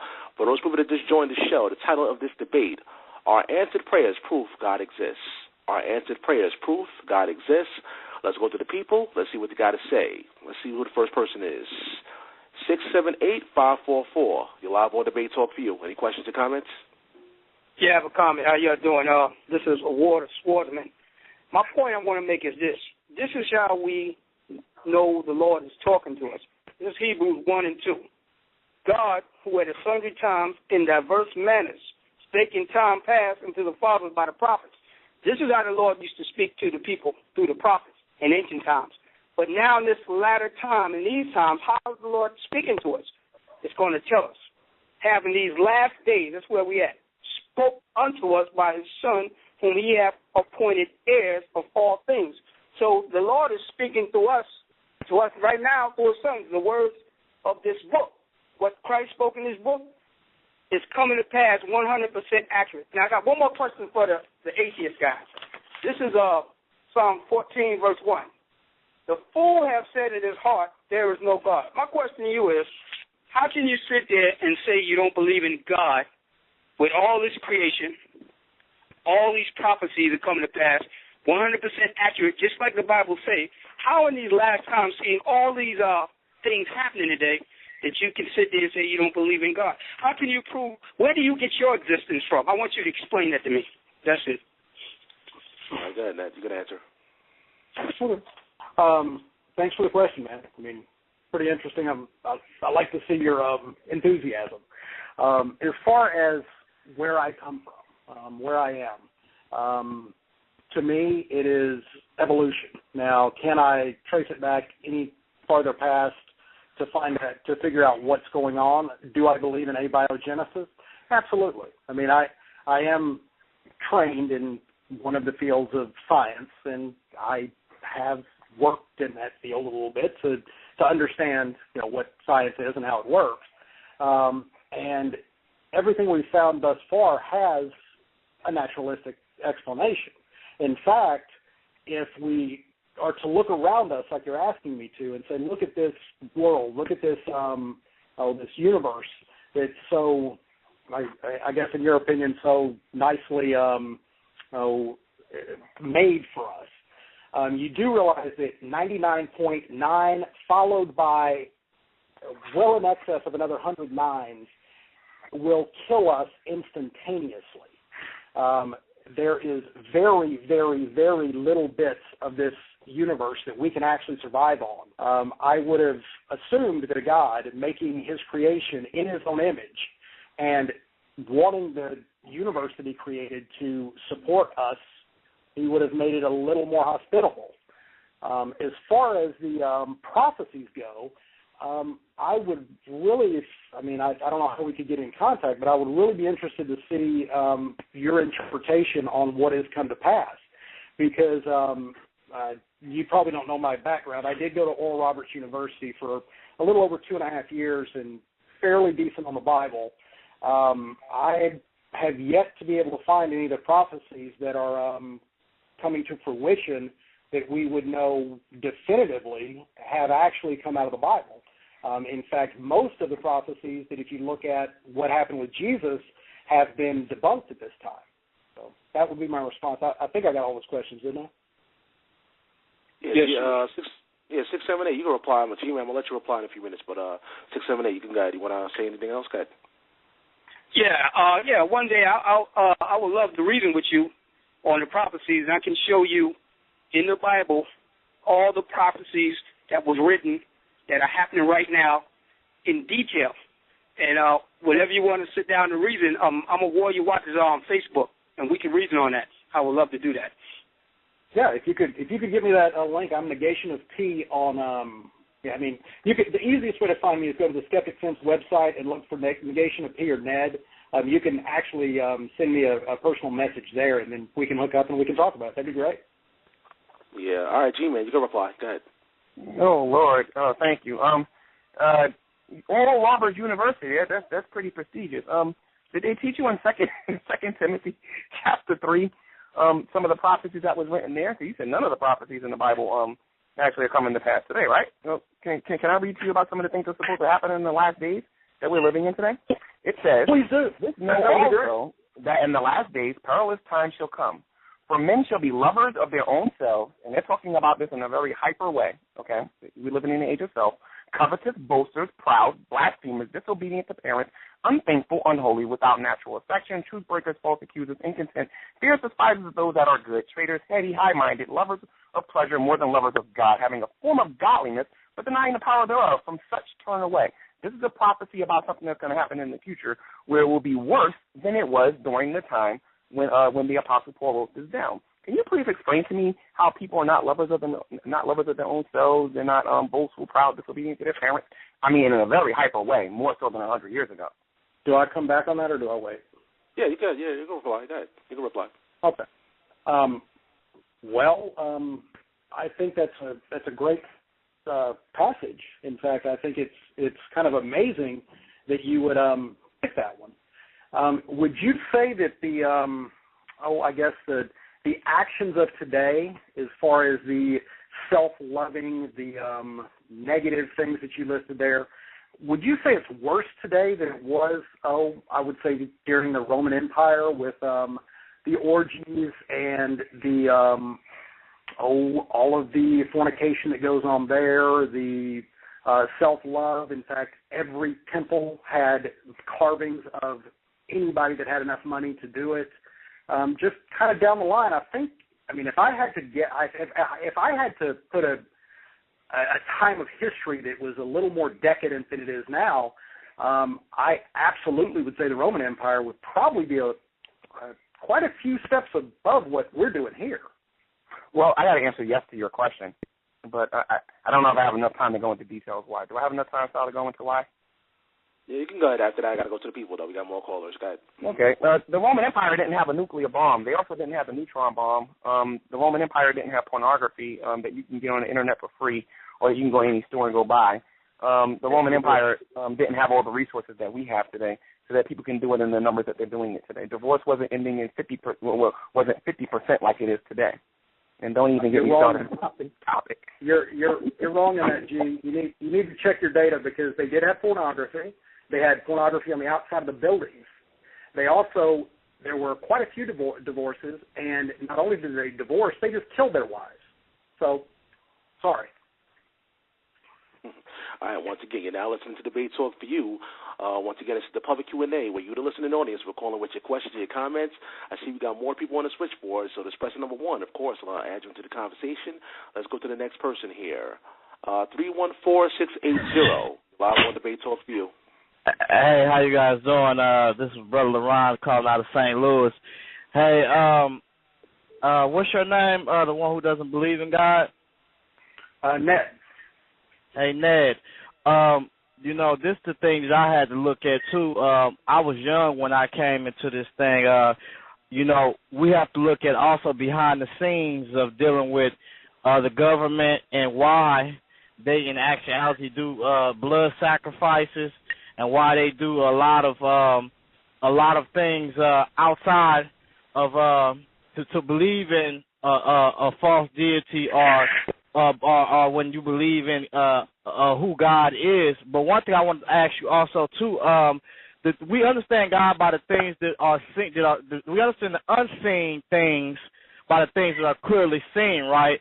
Okay. They say that if I was to go to underwater or whatever, and I was to find a pyramid, okay, when I find this pyramid, okay, in order for me to see that was it created by nature or was it cut by man, I would see the cuts in it and see what's the accuracy, how the corners of it and the shapes of it. Well, and then we'll understand, okay, this was cut by man or was this cut by nature? Most people say things are cut by nature when it doesn't have smooth sides. When it's not with obtuse angles, and the angles are either differently. But the body itself in the animals in the kingdom of God is actually cut better than any stone. In other words, I understand God by looking at myself because I was created in his image and likeness as far as his shape and his form. I'm not talking about what happened after the fact when they sinned, but my main thing is this to you. The lowest thing that we can see, and I like to respond back when you answer. The lowest thing, what is the lowest thing can we see under any type of microscope or anything that's unseen with the eye? Well, directly observed, we're down to the atomic level. We can see individual atoms. As far as if we go into, let's say, high energy physics, CERN, Fermilab, using super colliders and colliding protons at well in excess of 99% of the speed of light, we can get down to what's called the Standard Model, which basically is the building blocks of the atoms themselves. Okay, and do you not know that scientists have understand that there is something that's lower than that they can see with the eye or with any instrument? And I also want to mention this. You said something about what you're believing in is a religion. Did you know that? I'm going to tell you why I say that. Because you say what we believe in is a religion also, too, but what you believe in is man-made. In other words, if man have all this technology, why are they doing the things that's according to nature? Why are they creating evil inventions? All this stuff that we're in right now, this is what you call evil invention, and it's breaking down the earth. So when you understand these things, you begin to understand what God said was true in Romans. He said men have created evil inventions. These things don't agree. You have 277 nations that put forth and believe in deities and gods. So why am I to believe these gods? You say evolution, but show me monkey business on any wall. Show me any of that type of stuff on any temple, on any pyramid all across the world. All right. Okay. Thanks for your call. Ned, you can reply. Go ahead. Okay. He had a lot of points there. I'll try to remember them all. If not, and there's one that you wanted me to address, please remind me. I'll try to work backwards. As far as evil inventions, I'm kind of surprised at that. I mean, we, as a society, are now living, even in our society, which is 38th in the world, as far as longevity goes, we're living to 70s and 80s, depending on male and female. And that is directly due to the quote-unquote evil inventions. Back in the day of Jesus, the average life expectancy was, depending on which you're going, somewhere between 35 and 45 years. So we're talking at least a doubling of the lifespan because of these evil inventions. So I don't quite understand what he means by that. I mean, we do, just like in those days, there were things that we could kill each other with, but we're also not dying en masse from smallpox anymore. So I'm not quite getting that. I don't think that was the. What else? Oh, was he asking about the bloodlust? I think he said something about that, or was that the previous caller? I can't remember. You said about what? Okay, you said mainly I'm asking you about. Okay, you trust in when I talk about religion, you trust in a mind. You trust in the mind of man, which don't even have the manual to his body to even save himself. You see what I'm saying? Like, that's kind of weird. Like, everything you saying is an estimate. It's not an accurate. It's a theory. In other words, we don't understand everything. If there's a moon on another planet out there, why wouldn't you think that there used to be people on there because the moon or the sun assigned to them in that solar system or beings that was on that planet? Because they have moons on other planets too. So we understand the things that are unseen by the things that are seen. We have a moon. If they got a moon, go ahead, answer. Sorry. Okay. I'm sorry. Don't worry about it. I mean, you're not stepping on me. I'm not taking any offense at all. As far as my atheism and why I don't believe it's a religion is because, number one, it doesn't drive any of my actions. There's no dogmatism. There's nothing that I have to do because I'm an atheist.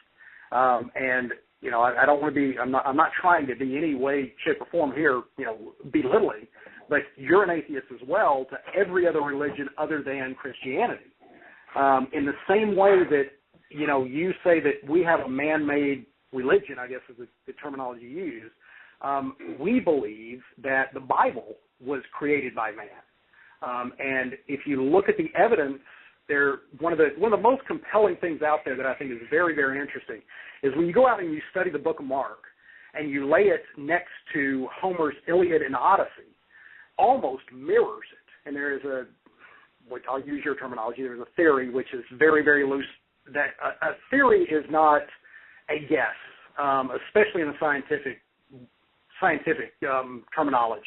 A theory is better than fact. I would really highly recommend most people, because most people don't understand that. Most people think of theory as a guess because that's a colloquial use of it, and that's not accurate. But if you go and you look at these two books side by side, one of the hypotheses out there is that Mark actually copied from Homer to make Jesus, and Jesus actually ends up being Odysseus, and his travels mirror it. It's amazing the overlay when you look at those two stories. And since Mark is the very first book of the Bible, all the rest of them stem off of that, and it follows that it could be nothing more than what they say is Mark's attempt to improve on Homer's work. So I'll leave it at that. All right, Gman, you can reply. Go ahead. Okay, there's a couple of things that I'd like to say. And while I didn't understand everything that was being asked of negation of P, there are two things I definitely did get. One of them was he said that that atheism was a religion, that he believed that his atheism was a religion. And I just want to quickly go into that. And then I want to comment on something that negation of P said about himself and his atheism. I personally believe that atheism is a religion to a lot of atheists, not to all of them. The reason why I say that is because they have a goal, and their goal is to deconvert every theist in the world. I just recently had a Google Hangout, for example, on my channel, where the first thing out of an atheist's mouth was I'm here to deconvert you. Okay? A lot of atheists won't admit this up front, but if you have a conversation with them long enough, they're not trying to allow you to have your faith in God. Instead, they're questioning it all the time. So it will appear to most people that their goal is to deconvert everybody. That's my first point that I want to make. The second point that I like to make is negation of he said that his atheism doesn't drive his day-to-day decisions. I think that's very interesting because I disagree with that. And I disagree with that because his atheism will prevent him from believing on the Lord Jesus Christ. Well, your negation of Pete's atheism will prevent him from believing on the Lord Jesus Christ because his atheism causes him to doubt everything. Doubt the Bible, doubt the Scriptures, doubt his testimonies, as you can see with the debate that we're having here with answered prayer. Atheists will doubt everything but evolution, the Big Bang, and anything that will support the atheistic worldview. Did you want me to come back on that? Yeah, you can reply. Go ahead. Okay. No, G, I'm sorry, but it doesn't mandate that I cannot believe in God. In fact, it does the exact opposite. In my opinion, what it does is it mandates that I continue to look. And again, like I said in the opening statements, if I am going to be honest enough, I have to be able to approach the information from an unbiased standpoint. Like you're taught as a scientist, you cannot have a bias when you're running these experiments, because if you do, it's going to color the results, and therefore it's invalid. Now, in the same way, if I'm truly looking for what's out there, just whatever is reality, reality is going to dictate to me what it is. It's going to reveal itself, as actually the Bible says. If you seek, you shall find. Now, I've been looking for 25 years, and I am not closed to being a Christian, anything else. The thing I need is I need some evidence. Now, do I know what that evidence is? Absolutely not. But I know one thing. If God exists, he knows what that evidence is, and he could provide it if he is the God of the Bible. Now, why he decides not to, I have no idea. But I am not saying God doesn't exist. I've said that 4 or 5 times here, and I am open to that possibility. So, no, you're absolutely wrong saying that my atheism will cause me not to. You know you're contradicting yourself, though, right? You do understand you're contradicting what you're saying, though. In what way? You're saying that that I'm not saying that God doesn't exist, but I'm open to see whether or not his existence is real. That's a contradiction. You don't believe that God is real. No. Here. Okay, let's run this analogy. Okay, do you believe that I have a Corvette in my garage right now? I would have to go to your garage and see, or I have to take your word for it. Exactly. You don't know. So you can't make a judgment. But it's very simple, though. You can tell me if you have one, though. And if you're an honest person, you can tell me if you have one. But in the same way that the Bible claims that God exists, you have to either trust the Bible or you go find it yourself. Now, based on what I've found in the Bible, I don't trust the Bible. So if I want to find that car, I have to go and look in the garage. If you want to know 100%, or as close as we can, 99 whatever percent, that I have a Corvette, you're going to have to come to my house and look in my garage. I can tell you all day I have one, but you will never know until you actually see it. So in the same way, I don't know God exists because I haven't seen him. That's all that an atheist is. Can I respond to that, or do you want to let another listener, the listening audience, ask another question? You can respond. Go ahead. We got more callers, though, but you can respond. Go ahead. Okay, and this is probably going to be my last response. Negation of P, I just have one question for you. Do you consider God to be moral or immoral? I believe he's non-existent. I don't.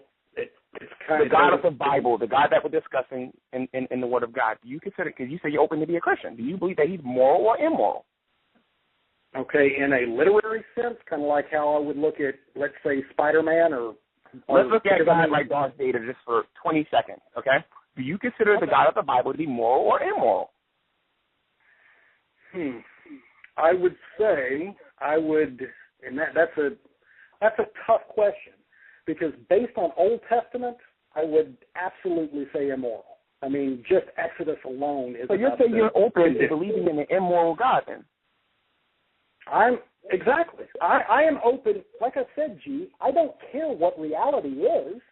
If he's immoral, but you're saying that you want to become a Christian and you would worship an immoral God. That's what you're saying right now. Wait a second. Think of it this way, G. My Corvette, you like, I don't know what your favorite color is, but whatever. You want my Corvette to be a certain color. You come to my house and it's not that color. Is the Corvette still real? Absolutely. If I don't like how God is, it doesn't change the fact if he's real or not. That's what science is about. We're not about what we like and don't like. We're about what is real. Is it there? I don't care what he's like. That's not going to drive if I believe or not. Any more than you walk up and you wish the Corvette was red and you open the garage and it's blue, you're not going to say, well, that's not real anymore because I don't like the way it looks. So, no, it has nothing to do with it. All right, once again, you're listening to Debate Talk Free Radio. For those people that just joined into the show, the title of this show, Are Answered Prayers Proof God Exists?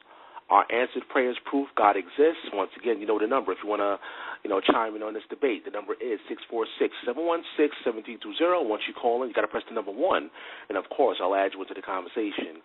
Let's go to the next person. Skype caller. Somebody calling from Skype. You're live on Debate Talk for you. Hello, this is Matthew from Montreal. Both of the gentlemen in the debate know me. I have a question for both of them. How's it going? I have a question for both of them, for Gman and Negation of P. It's a twofold question. Is it possible that what you believe is wrong? And if you say no, does that mean you're claiming to be infallible? That's it. I don't even need to follow up on it. I just want to hear a yes or no honest answer for both gentlemen. Thank you. All right, thank you. G-Man, you can speak up again, G-Man. Go ahead. I'm sorry. I didn't hear his question. Can you ask it one more time, or can somebody repeat to me what he said? Yeah, I can. Yeah. Okay, go ahead. Okay. Yeah.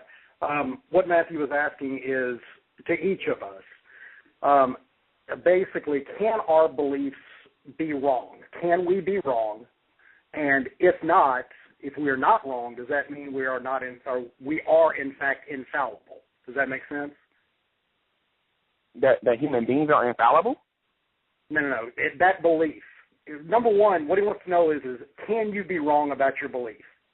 Oh, can I be wrong about my belief? Yeah. No. Okay, and then he said, if the answer was no, doesn't that make you infallible? At least on that question. I admitted many times on my channel that I'm a sinner and desperately in need of a Savior. So I will admit that I'm infallible without him even asking that question. I make mistakes all the time. No. Infallible is you cannot make errors. You cannot be erroneous about that subject. There is no way that you could be wrong. So he's basically asking, can I be wrong about my belief in God? Correct. Is that pretty much what he's asking? No, I can't be wrong. I can't be wrong about my belief in God because of the evidence that has been presented to me and the evidence that I've seen and the evidence that I believe. But as far as me being infallible, me as a human being, I'll admit just like that I'm infallible. I make mistakes all the time. I never said I was perfect. You never once heard me in this debate claim I was perfect or anything like that. So I'm trying to figure out why you act something like that. Gman, infallible does mean perfect. Okay. Well, I mean, infallible means perfect. That's his opinion. Yeah. Okay. Well, anyway, I'll answer the question. Yeah. Can I be wrong? Absolutely. In fact, there's only one thing there are a few things I cannot be wrong about. Number one, I know that I exist. That I guarantee you, I know that. There's no way that could be ever wrong. I know tautologies are correct. I know that there are no square circles. There are no married bachelors. Those are correct. I can know that. I know I love my wife. It doesn't matter if my wife exists or not. I know that my perception of her is love. I know that I am not your God. I can know that for sure.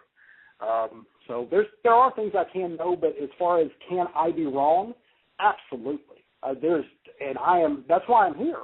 I mean, that's one of the main reasons I'm here, because I do believe I'm wrong. So, or not believe I'm wrong, I believe I could be wrong, and I want to know, again, like I said in the beginning, I just want to get as close as I can to reality. And if I'm wrong, I want to know it. So, I'm done. Okay. All right, stand by for a second. Once again, this is a 35-minute segment. We actually passed 26 minutes of this particular segment. So if anybody else have any questions, you know the number is 646-716-7320. I see a lot of people standing by listening to but I'm not going to add you in unless you press the number 1. So if you have any questions, just press the number 1, and I'll add you to the conversation. Once again, I appreciate everybody that's tuning in all across the globe, listening to Debate Talk Free Radio. This is the public Q&A segment. Once again, when you're the listening audience, we're calling with your questions and your comments. Feel free to call in. Once again, the number is 646-716-7320. The title of this show, Our Answered Prayers Proof God Exists. And if you missed anything when it came to this show, all you got to do is go to the archive section. This website is www.blogtalkradio.com/debatetalkforyou. All right, so let's go back to Gman. Go ahead. You can reply. Okay. I'm still wondering what the relevance to that question was concerning the argument that I'm making. I'm making an argument that when Christians pray, God answers their prayers, and we can actually show proof of our prayers being answered, or evidence that our prayers are being answered. The question that he asked, I don't understand what the relevance to that is. If he's asking me, could I be wrong about my belief, I don't understand what the relevance is to this particular debate. That's all I wanted to say to that. I really don't get what the relevance is to that. I don't know for sure. I mean, I can make a guess if you'd like, but I mean, maybe you can call back in if he wants to clarify. I don't know. Yeah. All right, let's go to the next person. 678-544. You're back on Debate Talk for you. Hey, how you doing, brother? Yeah, I just want to make a point to the atheist guy. The reason why I know for a fact, like that comment, that this book is infallible is this. This is Isaiah 42, verse 9. It says, "Behold, the former things have come to pass, and new things do I declare before they spring forth. I tell you of them." Now I'm gonna give an example of one of these things. I'm gonna go to Isaiah 9, verse 5. Check this out. It says, now right here in this scripture is talking about warfare, right? So it says, Isaiah 9, verse 5.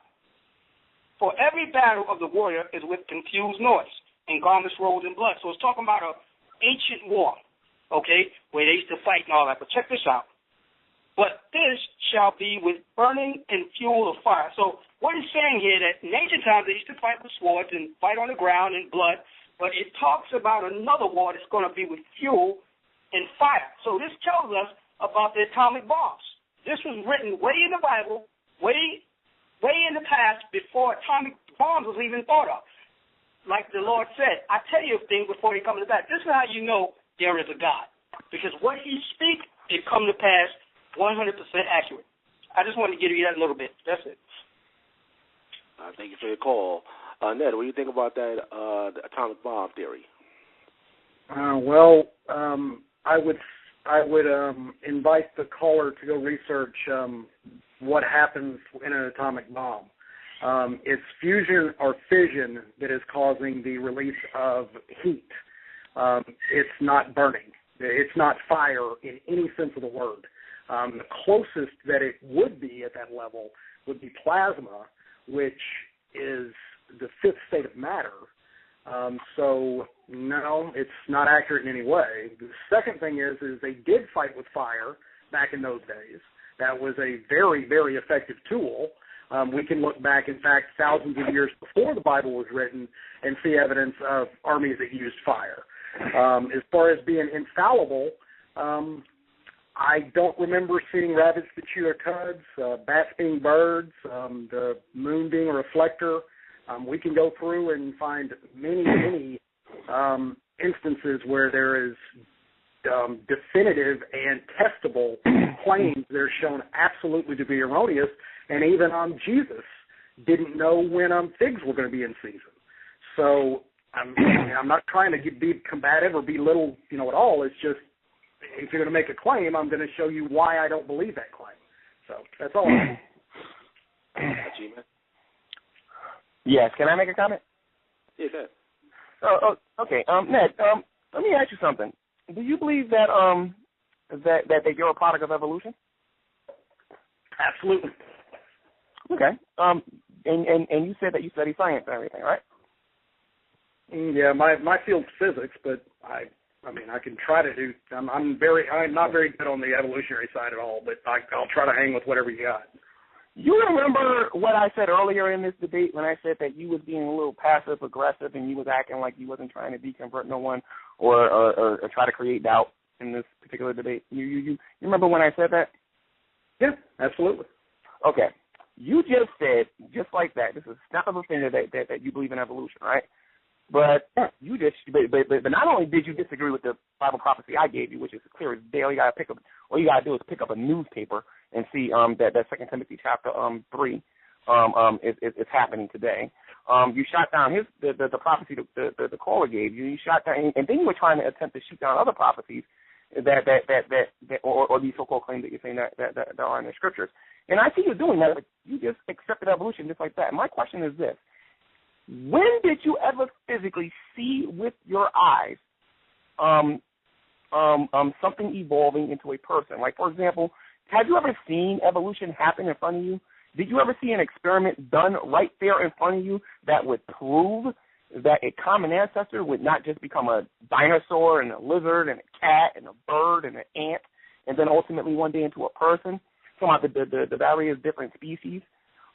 When did you ever see that, and what kind of laboratory experiment did you actually see that proved to you beyond a shadow of a doubt that evolution is true? Okay, you're going to go into that as far as the first thing I want to kind of address is you're saying that I'm trying to instill doubt.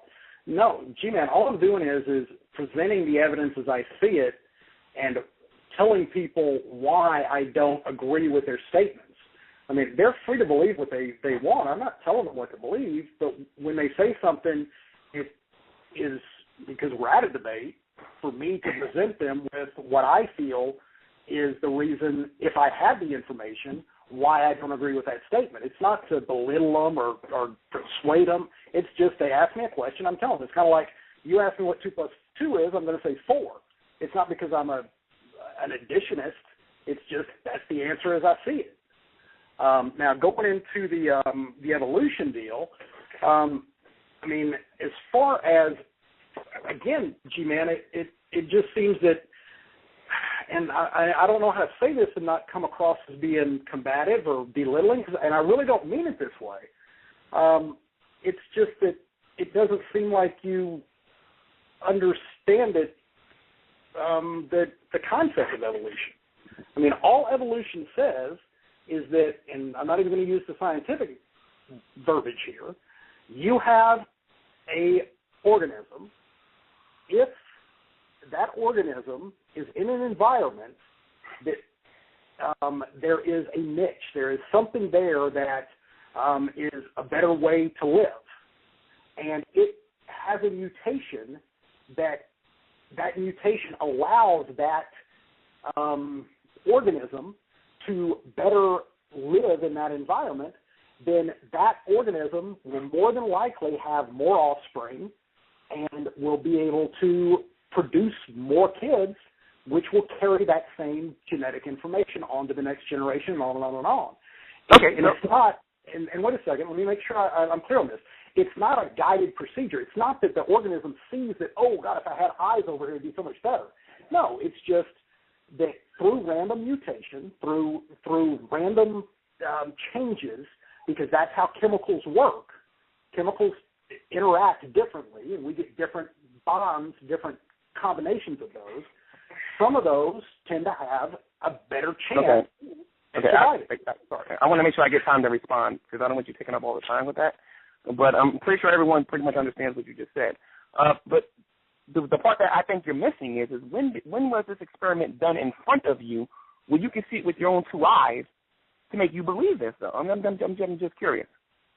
Oh, as far as what compels when have you ever seen a dog become a cat? And when have you ever seen a cat become a dog? That's what I want to know. So the evolution says it's changed over time. Never. Let me finish. Evolution, and mind you, the evolutionists don't even agree with each other on this. But they all claim that everything came from a common ancestor. One common ancestor. There are a whole bunch of different species in the world.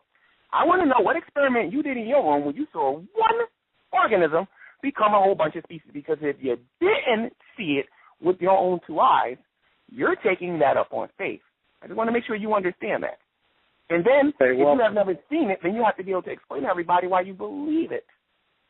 You're right. And in the same way that your definition of faith, when you're using Hebrews 11:1, it has evidence in it.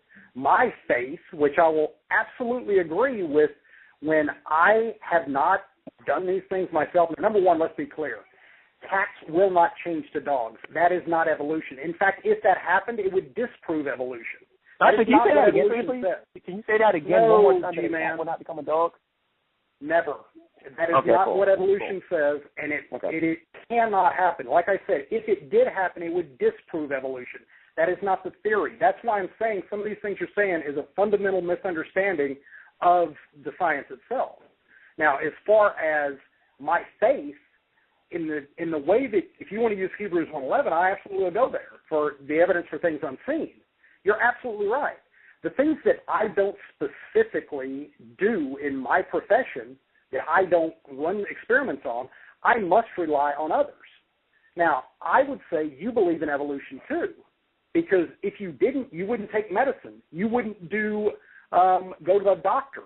You wouldn't do the things that basically eat the foods you eat. There are so many things that evolution has its finger in, if you want to call it. I really would like you to go to Concordance on YouTube and watch some of his stuff on evolution. If not there, if you've got access to the peer-reviewed journals, read it up on there, because it's sounding like someone has misled you into what evolution fundamentally is. All right, we got another caller here. Let's go to the next person, and we're getting closer and closer to the final statements, guys. So once again, if you want to squeeze in some questions, you know the number, 646-716-7320. That's press the number 1, and I'll add you to the conversation. Let's go to the next person. 954-393. You're live on Debate Talk for you. You have any questions or comments? 954-393. Hi, Sal. This is Emmeline. Hey, Emmeline. How you doing? I'm good. I've been following this debate. I use that term loosely, this debate, since it started. Honestly, all I can say is my advice to Gman is to please understand concepts before you try to debate them, because you clearly don't understand the theory of evolution, how evolution works, and you sound like a kid who hasn't learned how to add and subtract trying to debate algebra. Like, that's what you sound like right now. I would say do yourself and the callers who are probably cringing at your ignorance the immense favor of actually trying to educate yourself. You clearly have internet access and you're online. Learn something. Anything you want to learn, you can learn online. So if you care about your God that much and you care about making Christians look cogent and intelligent, then try to educate yourself. Ned, good job, and kudos on your patience. This is hilarious. That's all I have to say. You can go to the next caller. I'm having a great time listening to this. I think I just burned 2,000 calories.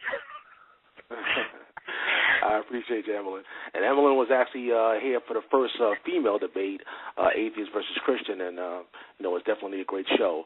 But, Gman, you can reply. Go ahead. No, thank you. I was laughing kind of hard when I heard that, but okay. So I'm sounding uneducated, but if people remember what I said earlier in the debate, that NEGATIONofP just seriously wants to know if the Bible is true. And for those of you who have been listening to this from beginning to end, and if you have been paying attention, you notice that whenever something is said to him about the Bible, he shoots it down, and he finds some way or somehow to be able to doubt something and talk about this study and that study, but he can't really talk about what he's seen with his own two physical eyes. But when it's pro science and it's pro anything that would support his atheism, okay, which is evolution and Big Bang, like I said earlier in this debate, you see what happens. He's not questioning none of it, even though none of it has been done directly in front of him. He didn't even give me an experiment that I can do at home that will show me that evolution is accurate and true. Okay, and in my closing statement, I don't know how the atheist community is going to be able to handle this, but you're saying a lot of things, NEGATIONofP, that you're contradicting yourself on. You're saying, number one, that you're going to worship an immoral God. You do understand that we've had conversations on YouTube and private conversations on Skype, and you have a channel and all these other things on here and whatnot. You do understand that, right? And then number two, since you would be interested in worshiping, and that means to give reverence, to bow down and admit that they're better than you, a God that is immoral, then it just says a lot about your character, because I would never, ever, ever worship an immoral God. Okay, but I'm going to try to save that for the end. And again, I'll accept being stupid by the atheist community, but Psalm 14:1 pretty much says when it says, "The fool says in his heart that there is no God." All right, Ned, you can reply. After that, I got another caller. Guys, you can reply, though. Okay, I'll go real quick. First thing, G-Man, again, I do vast research on both sides, and most things I look in, I use basically the method of if it works. And we have seen that the theory of evolution works extremely well. Like I said, we live twice as long now in part because of that specific theory. I also have been looking at the Bible for over 25 years, and I do weigh the evidence as much as I possibly can. For you to say that is, I don't see where that's coming from. In fact, being here tonight is evidence that I'm trying to find, if there's any validity behind God. As far as worshiping an immoral God, again, I don't care if the Corvette is blue or red. If it exists, I'm going to acknowledge its existence. It doesn't matter the attributes. It has nothing. You said you would become a Christian. You said you would become a Christian. You do remember saying that, right? You said you would become a Christian. What I meant by that is I would acknowledge that Jesus Christ was Lord and whatever. And even if I was convinced that in order to save my soul and not have to burn in hell because he's going to torture me because of being immoral, I might actually worship him, because just by saying I love you, I acknowledge you exist, I don't have to burn in hell. I might do that even, because I am not going to sacrifice my children, myself, everything else, because I don't have a choice. So, again, it has nothing to do with what that God is. And I think that's the problem that hamstrings you, G, is that you say you will worship no other God. Well, you haven't looked to see if any of those other gods are valid. And I have done that, negation of P. And okay. if you watch my channel, if you watch more than 10, if you watch more I than one apologize. video, Right, I apologize. I couldn't know that. That's an assumption on my part. I absolutely agree. There's no way I could know that. I'm sorry, G. I should not have made that statement. Good night. All right, let's go to the next caller. Once again, we'll get pretty much get into the final statements. I'm going to take a few more callers before we go to the final statement. Let's go to the next person, 901-303. You're live on Debate Talk for you. Hi, this is Angela, and hey, I'm just wondering. I have a question for Gman. I'm just wondering if your requirements for belief in evolution is to see it in I guess, to see its process.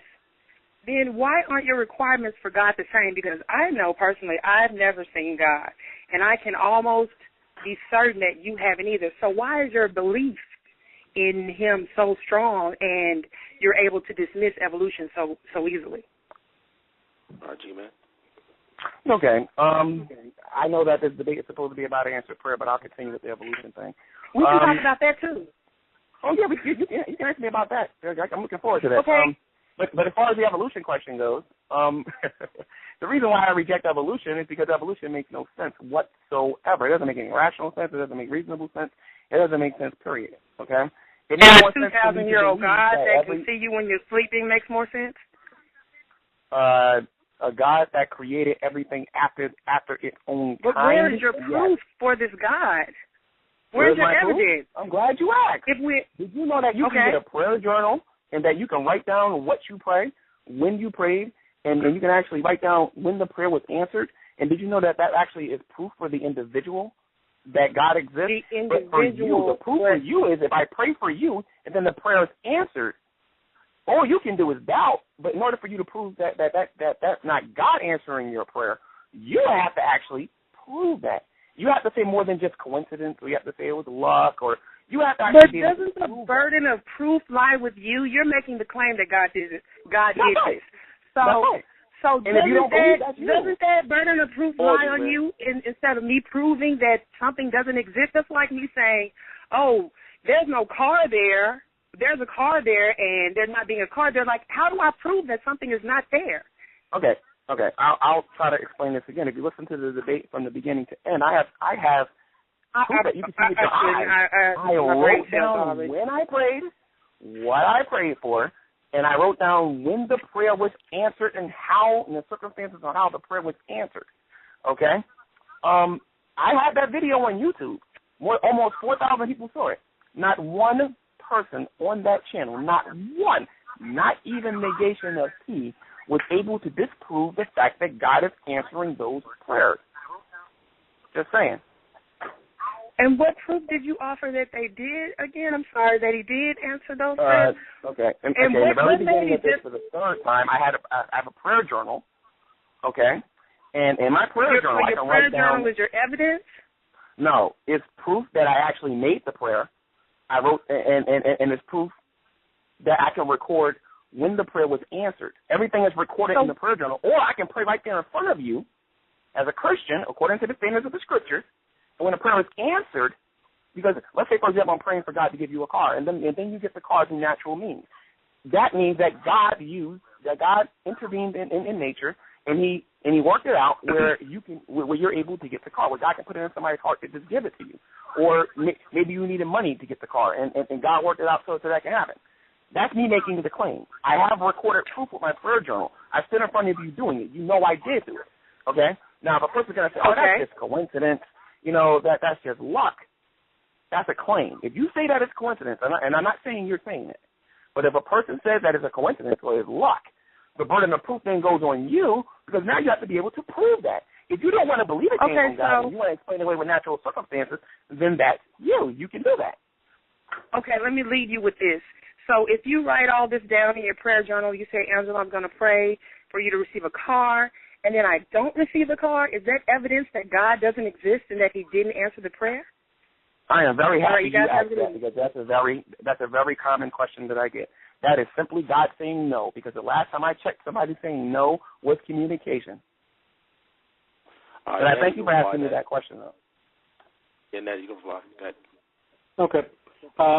Excellent question. Thank you. That was. I had definitely missed that point, so I appreciate that. One thing that I think we need to kind of back off, though, and let's be fair to Gman here. Based on what I've heard as far as his understanding of evolution, it is absolutely ridiculous. If evolution was the way that he thinks it is, I don't blame him for not believing it. I wouldn't believe it. If I believed that evolution said cats turned into dogs, I would absolutely. That's not my explanation for evolution. That is not my explanation for evolution. I was giving you a part of it. Okay. Everybody on YouTube knows that. Yeah, G-Man, let him reply, and then I will let you respond. Okay. Well, I mean, you asked me to demonstrate one animal turning into another animal, and that's not evolution. And again, if that's what you think it is, then I understand why it looks ridiculous to you. As far, I mean, it's kind of like and again, I'm not trying to belittle you, G-Man. I'm just trying to tell you go look at this stuff. It would be like my 5-year-old. He knows how to add. So if I said, okay, I write this down, I say 5 plus 5 is 10. Well, he figures that out. And then all I do is I take that sign and I rotate the plus, turn it about 45 degrees, so now it's a multiplication sign, and he still writes down 10, and I say, no, it's 25. He's going to think I'm ridiculous. He's going to say, because you rotated the cross over and made it into an X, now that somehow adds 15 more to it? How does that happen? Well, he doesn't understand multiplication. And that's what I'm saying. If you think the way that you've expressed evolution tonight, I can understand why you think it's ridiculous. That's all. All right, G-Man, you can reply, and we got some more callers to go. Oh, thank you very much. For those of you who don't know, I have my laptop in front of me. I'm reading the name of this debate, and it says, "Are answered prayers proof God exists?" And Negation of P, I can understand why you want to keep talking about evolution. I've gone on YouTube, and I've admitted I don't know that much about evolution. I do understand small bits and parts of it, and the way I explained it on here was probably not the best way. And I did not explain evolution as cats turning into dogs.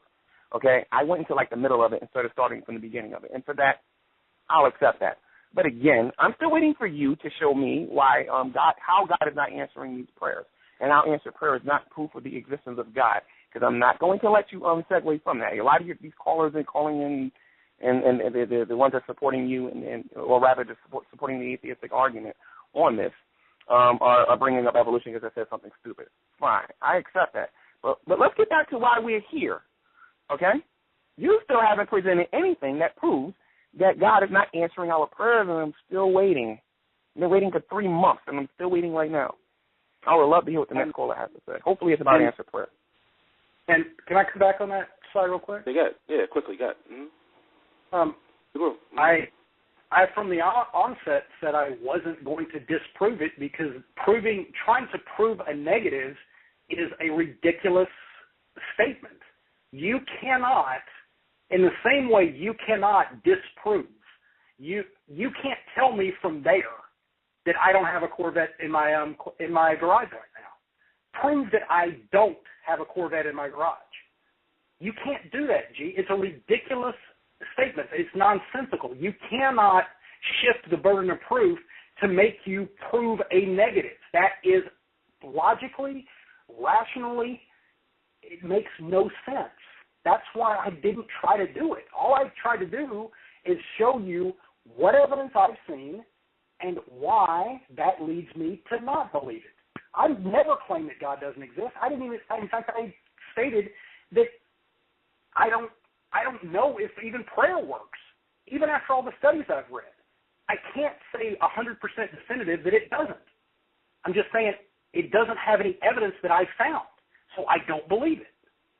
Sorry, I'll go from there. No problem. We're going to take like 3 more callers, about 3 more callers, and then after that, we're going to pretty much go to the final statements. Once again, I wish I could get to every single person out here, but time doesn't permit, so we're going to take maybe 2 or 3 more callers and get to the final statement. Once again, today's show is entitled, Are Answered Prayers Proof God Exists? Our answered prayers proof God exists. The number is 646-716-7320. You're now listening to Debate Talk Free Radio. Let's go to the next person.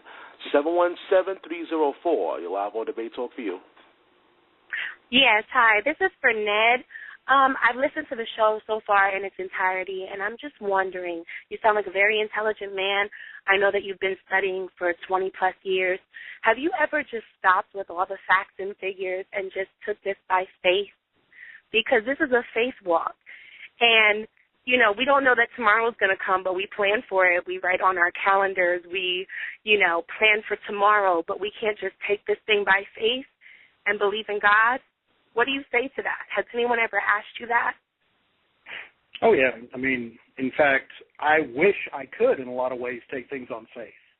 I don't know why my mind works the way it does, but when I look at a situation, I am skeptical of it. I need something to hang my hat on, if you will. Have I ever tried to, just have faith? My belief is you can't believe something just because you want to believe it. And I guess the example of that is saying, look, I would really, really, really love it if, I don't know, Santa Claus existed. It would be really cool to have somebody that magical and do that for the kids. But you can't just believe that. You have to have something to substantiate that claim. And, I mean, or at least I do. I'm not saying everyone does. So I understand that. I'm assuming that you do believe and that you have faith, and that's wonderful. And I'm not trying to take that from you. All I'm saying is for me, I can't do that. I don't know why. It's kind of like some people can dunk a basketball. I couldn't dunk a basketball standing on a ladder. I mean, I can't jump. It's a physical constraint as much as anything else. Now, God knows that. If God is there, He knows that, you know, for 20-something years, I've struggled. In fact, I went to Oral Roberts in search of this. And it's not like I don't try. It's just my mind works in a way that requires evidence. And for good or bad, that's where I'm at. I hope that helps. Okay, and real quick, if I may, what do you say to miracles and things that are just, you know, is everything a happenstance, people that have died and came back to life, things like that, people that aren't supposed to be here? What is that to you? Well, what I would first say is I'd really like to understand what miracles and what people you're talking about, you know, as far as dying and coming back to life. Because I'm not aware of supernatural experiences. Things that have happened that are completely unexplainable, that your science can't explain at all. You know, has anything? Have you ever experienced anything like that or seen anything? Personally, no. And again, have you? Is there anything that, can you give me an example? Absolutely, all the time. And if you look for it hard enough and you put those things to the side, not everything can be explained. And I believe that that's why you're having such a hard time believing in God, because not everything can be. He's God. There are so many inexplainable things that happen every day. And I believe that if you just stopped and just looked at it and saw it for what it was rather than facts and figures all day long, that you would see that as well. Okay, well, again, can you give me an example so we can kind of, because I really don't, I'm not trying to, I just don't understand. Oh, no, that's okay. A baby being born, that was a stillborn when it was born, and then all of a sudden came back to life out of nowhere, without machines and science and all that and all that other stuff, you know, or somebody that they said had drowned or pronounced dead or any of those things. How do you explain that? Is that not God? Okay, again, you know, my field of study is more physics than you know, biology and any of that other stuff. But my understanding there is that, you know, 100 years ago, people were being buried alive because we thought they were dead. And in the same way that we didn't understand what death was back then, we still don't understand death out past about 7-8 minutes after you stop breathing. So for a newborn to quote unquote come back to life, you know, if it's within a few minutes, even let's say double that. So your evolution theories and your study of medicine theories up to this date doesn't that say that we should believe in our medicines and our doctors and our studies? And now you're saying to date that we're still confused. Well, that's the beauty of science, is that we're always going to be confused, and that's what's nice about it, is that we don't stop looking because we find an answer. In fact, that's what a theory is when we find an answer, which a theory is an answer. It's you use the known facts to solve a problem. So in the same way that 2 + 2 is 4, you can look at 4 as a theory. It's the answer to the problem. As far as what we know in medical science, that's what's wonderful, is we don't know, and that's why we keep improving, and that's why we keep going where we're going, and that's all the fields of science. If we quit looking, we're going to stagnate, and like happened in the Dark Ages, or more importantly, what happened in the Middle East when I can't tell you his name ever, Al-Ghazawi, and I know that's wrong, basically outlawed mathematics. Baghdad used to be the center of education, center of the world as far as technology, and ever since that happened, they have gone completely backwards from day one, or from that day on. So as far as not knowing something, that's a good thing. That's not a bad thing at all. That gives you something to strive for. All right, let me just take another call real quick before we get to the final statement. 404-552. You're live on Debate Talk for You. Hey, my question is for Gman. It's two-part. It's about answered prayer. And I just wanted to ask, first of all, it seems to me that your proof regarding answered prayer seems to be based on a logical fallacy of equating correlation to causation. You're saying, I prayed for this, and after this happened, therefore God must have caused it, or something like that. And that just seems to me to be a fundamental problem with that. And second of all, along with that, I noticed that a lot of the times when you mention things about, people of other religions having their prayers answered, that the devil and his angels answered prayer, but it seems to me like you're sort of introducing another unsubstantiated claim into that without really demonstrating the existence of demons, angels, or anything like that. So I'd like to know how you would address that. Okay. Are you an atheist? Yes, I'm an atheist. Okay, cool. I just wanted to make sure. This is extremely common that I hear on my channel. Number one, my claims are not unsubstantiated. I can't even pronounce that word because I'm not the only person making this claim. There's about 6 billion other people beside myself making this claim. That's number one. Number two, the reason why this argument is so strong and is doing so well on YouTube right now is because no atheist can actually prove that God is not answering the prayers. Okay, but I can show you, however, with my prayer journal, okay, because atheists, seeing is believing with a lot of atheists, okay, I can actually write down what I prayed for, when I made the prayer, and when the prayer was answered, and then guess what? This will be evidence that God exists. Now, you're saying that just because I made the prayer that God automatically did it. No. If you have knowledge about the Scriptures, you would know the character of God. You would know what he would give you and what he would not give you. The Bible is clear about this. There are examples in the Bible of people praying to the devil and receiving things, and the devil having the power to give people things. And then there are many, many, many, many, many examples of people praying to God, and then God giving them what they ask for in prayer. And then you can actually look in the Bible. You can compare and contrast what the devil would give you and then what God would give you. Give you a quick example. God will never give you something that will hurt you.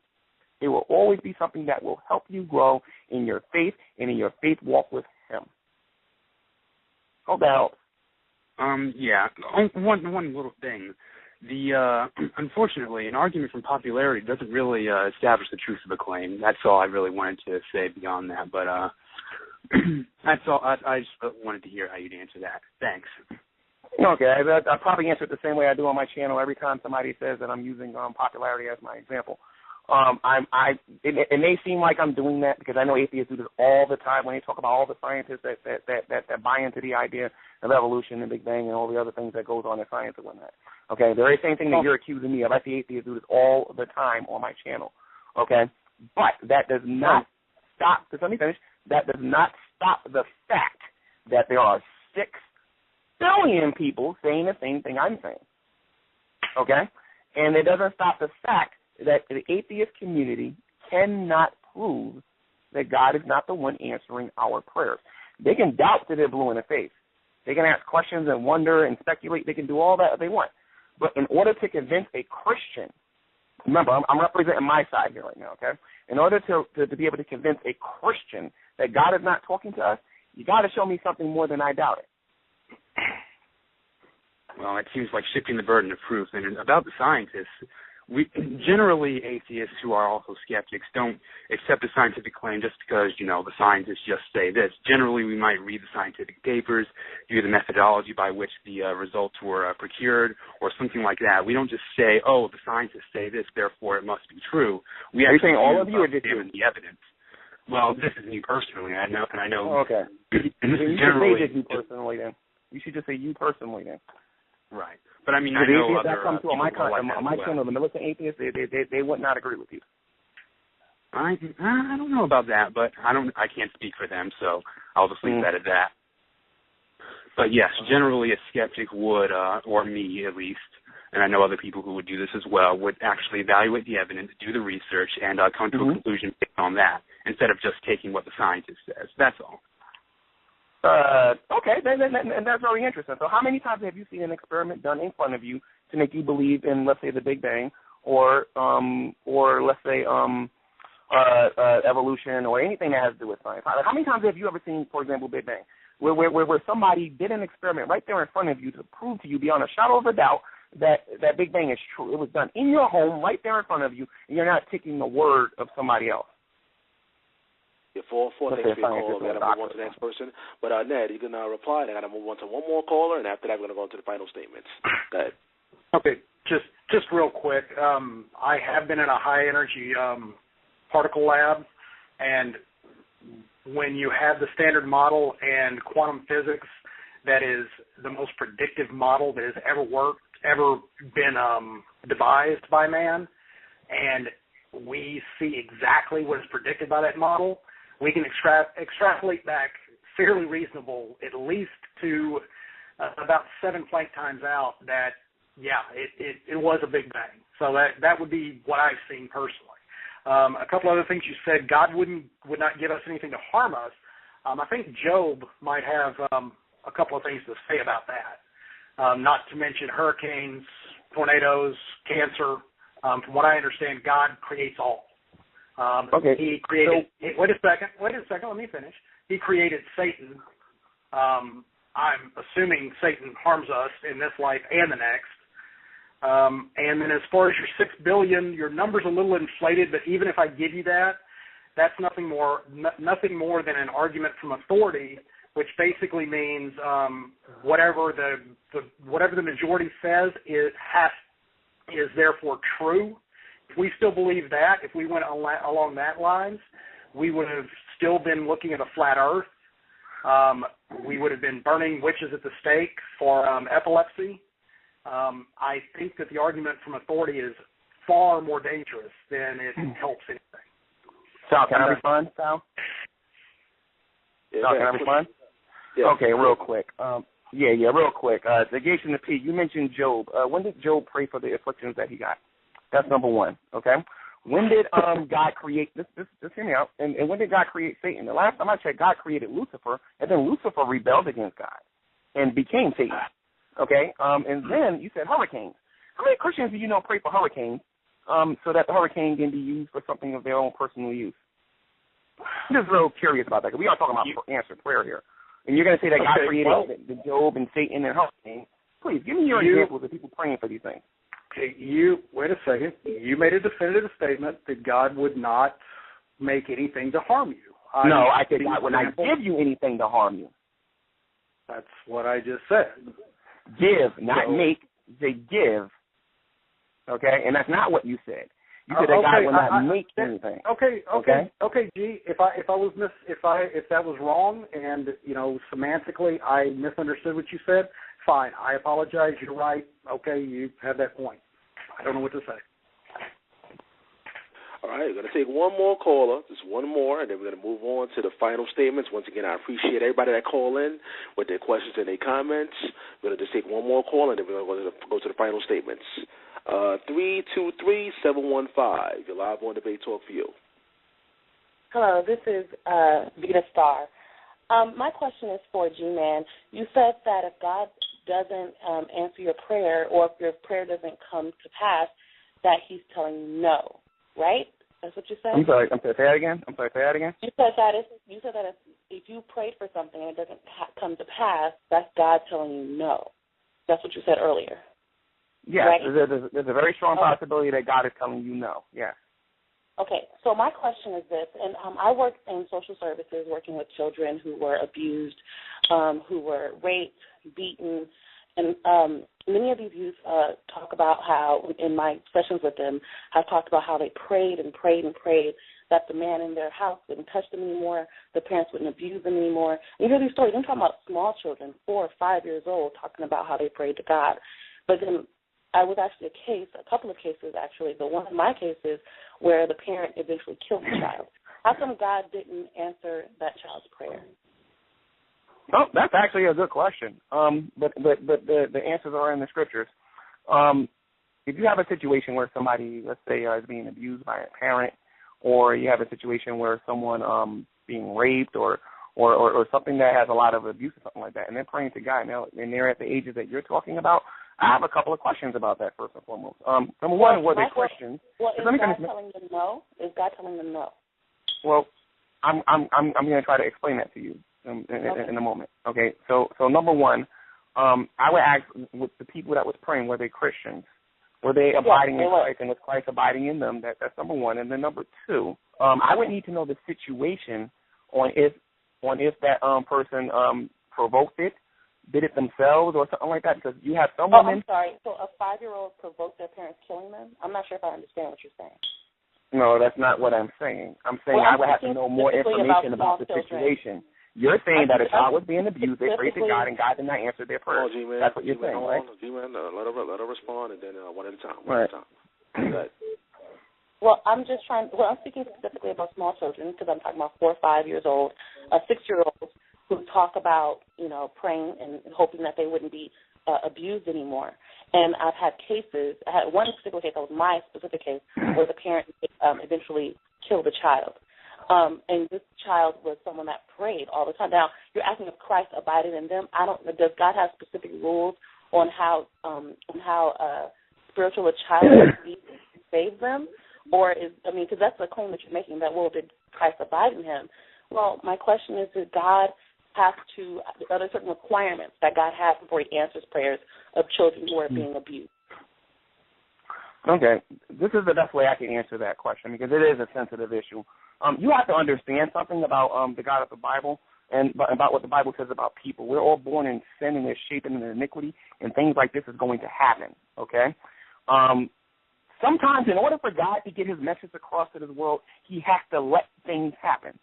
There will be an occasion somebody's in another country and they're really hungry, and they'll pray for God to give them food, and God will not give them food for that particular day. Why? Because God wants to show the rest of the sinners of this world just how wicked and evil this world is, that the governments of the world won't allow other countries to bring food into the land, or the oppression of the government stopping people from actually going out there and earning a living wage so that people can actually eat and whatnot. And then in a situation of the abuse situation, sometimes God will allow that to happen so that people in the world can see just how wicked and evil people are. So he sacrificed the children to make an example. Meanwhile, you can pray for things. Let's say you pray for a new car. You pray for God to bless you with a gas card, or you pray. So those prayers get answered. The children are starving and being abused as sacrifices to show the rest of the world how evil it is. Well, I got a couple of answers I can do for that one, because I hear this a lot on my channel too. First and foremost, there are many Christians besides myself and other people of other faiths that pray for a car, and they don't get it because they get the answer no. As far as people starving and little kids dying and whatnot, I would ask the atheists that ask me that question. A lot of the atheists that ask me this question support abortion. They believe in partial birth abortion. They support some of the cruelest forms of abortion, but then they're concerned about some kid that's dying in another country that they have never sent a dime to a day in their life. So my thing is, if anyone over here is so concerned about that, God is immaterial and you are material. If you have money in your pocket and there's something that you can do for somebody who's hungry in another country, I would suggest that you, having the money in your pocket, because that's not an impossible situation, you can take a portion of your paycheck, you can take your money, and you can actually feed them. You don't blame God for that. People are these third world countries. These governments are withholding. Some of these third world countries are stopping Americans from sending food into their lands. That's not God's fault. That's the people of this world's fault. You can't blame that on God.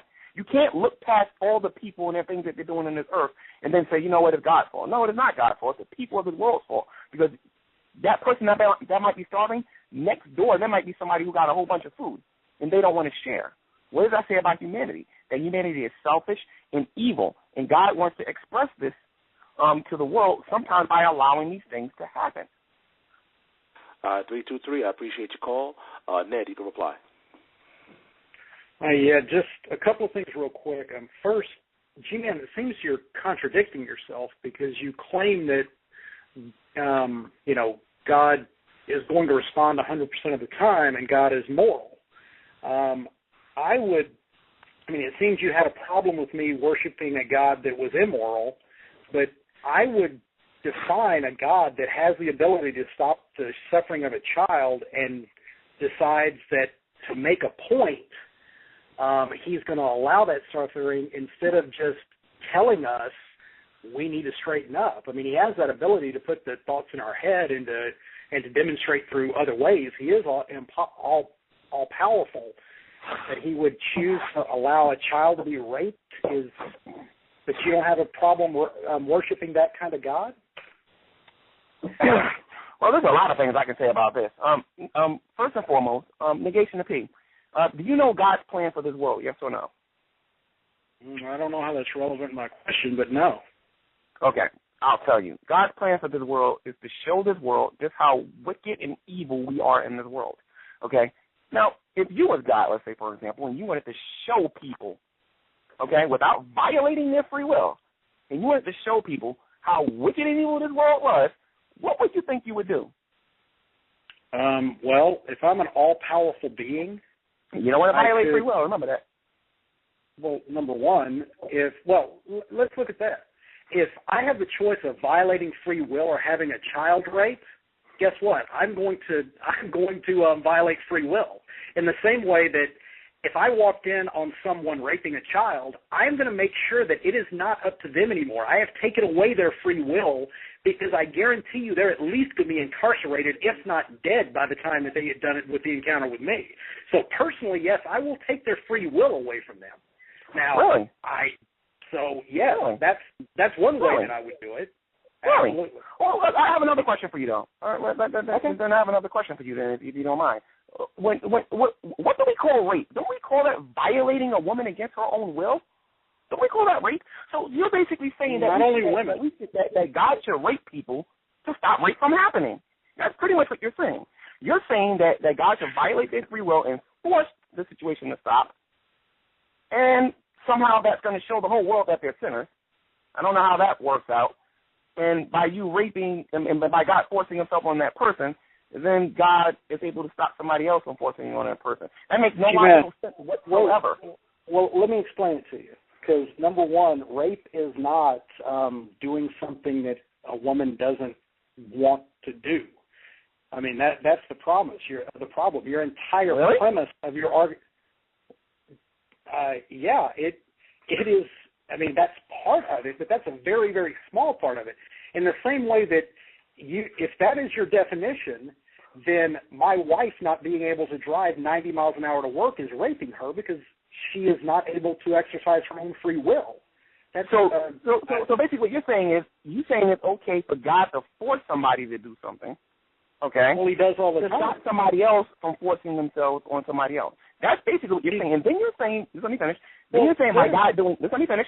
You're saying by doing that somehow that's going to show the whole world that we're all sinners and we need to turn from our sin. Okay, no. Remember the question I asked you? G-Man, you're interrupting me, man. Could I answer? Yeah, go ahead, Ned. And after that, we're going to go to the final statements after that. Go ahead, Ned. Mm-hmm. Okay, thank you, sir. first, no, you got me off topic because when I was talking, you cut me off and threw in this thing about free will. You didn't let me explain how I would do it. What I would do is basically, like your Bible says, I would write it on their hearts. I would make it part of their being that they know that this world is an evil place. It harms no one. It takes away no free will. All it does is instill knowledge. That's how I would do it. All right, let's get to the final statements. Let's got to get to the final statements, guys. Got to get to the final statements. Once again, we have like 18 minutes left on the air, so we're going to go to the final statements. That's going to only be 7 minutes each. Once again, I appreciate everybody that called in and pressed the number 1 with their questions and their comments. And the show is archived, so if you missed any part of the show, the number is, well, the website you go to is www.blogtalkradio.com/debatetalkforyou. That's www.blogtalkradio.com/debatetalkforyou. And there's a part of this on the link there. You can download it. Just go to the website, and you see on the left-hand side, download. Below the visual screen, you see a little link that says download, so you can download the show. All right, so let's get into this final statement, guys. This is going to be 7 minutes each. We're going to start off with Ned. Let me start this timer, and go ahead. All right. I'd just like to basically reiterate the points that I posited earlier. The scientific data, we have over 140 years of doing exactly what Gman says to do in his video with no statistical abnormalities that would indicate in any way, shape, or form that prayer works. In fact, the only thing that has ever been demonstrated is that it's a negative. It causes people to die faster. These are thousands and thousands of people, multiple religions, multiple countries, doing exactly what Gman is prescribing with, at best, null results. The anecdotal evidence, again, we know that if we are prone to have errors when we see things.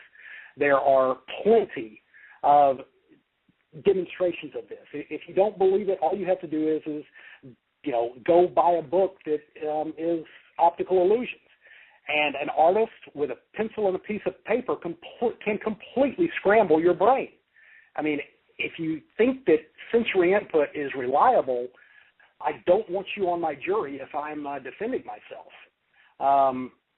I think the most important thing, I hope the one takeaway that everyone really takes from this is that following this is believing that prayer does work. And when you have people that, for lack of a better term, put their money where their mouth is and live exactly what the Bible tells them to do, it ends up killing kids. Like I said, just since 1980, we've had over 300 documented children alone that have died because prayer was used instead of taking them to the doctor. That doesn't even touch the grown-ups. That's just children. And that's 300, and that's just the documented ones.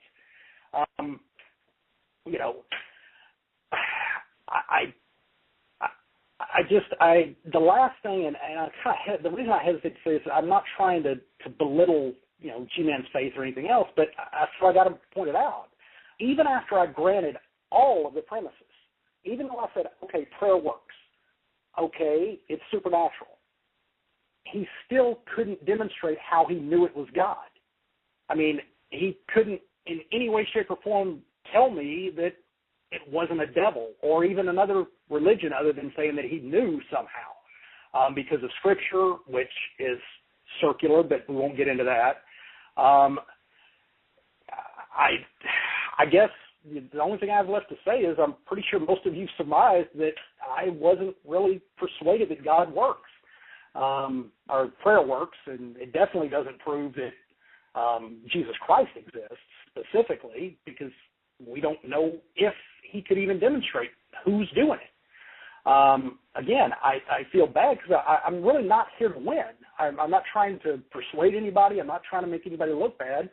I just hope what I said tonight some people find compelling. The one thing I ask everybody is do not trust me. All of these statistics, all of this stuff, everything that I said could be absolute BS, could be wrong. I could be delusional. I could be absolutely out of my mind right now. Go to the internet.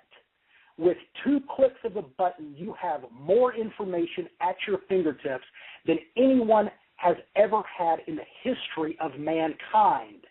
And for you to not go and search this and try to find out what is out there is just an enormous waste of everything. Socrates said that the unexamined life is wasted. Go check things out. Go look for yourself. Be brave enough to just look and see, what does the evidence tell me? And if that's God, great. Come show me what you found, because I want to know. That's all I have. Once again, Ned, I appreciate you for being a special guest on Debate Talk for You, making Debate Talk for You history out here and debating this particular issue.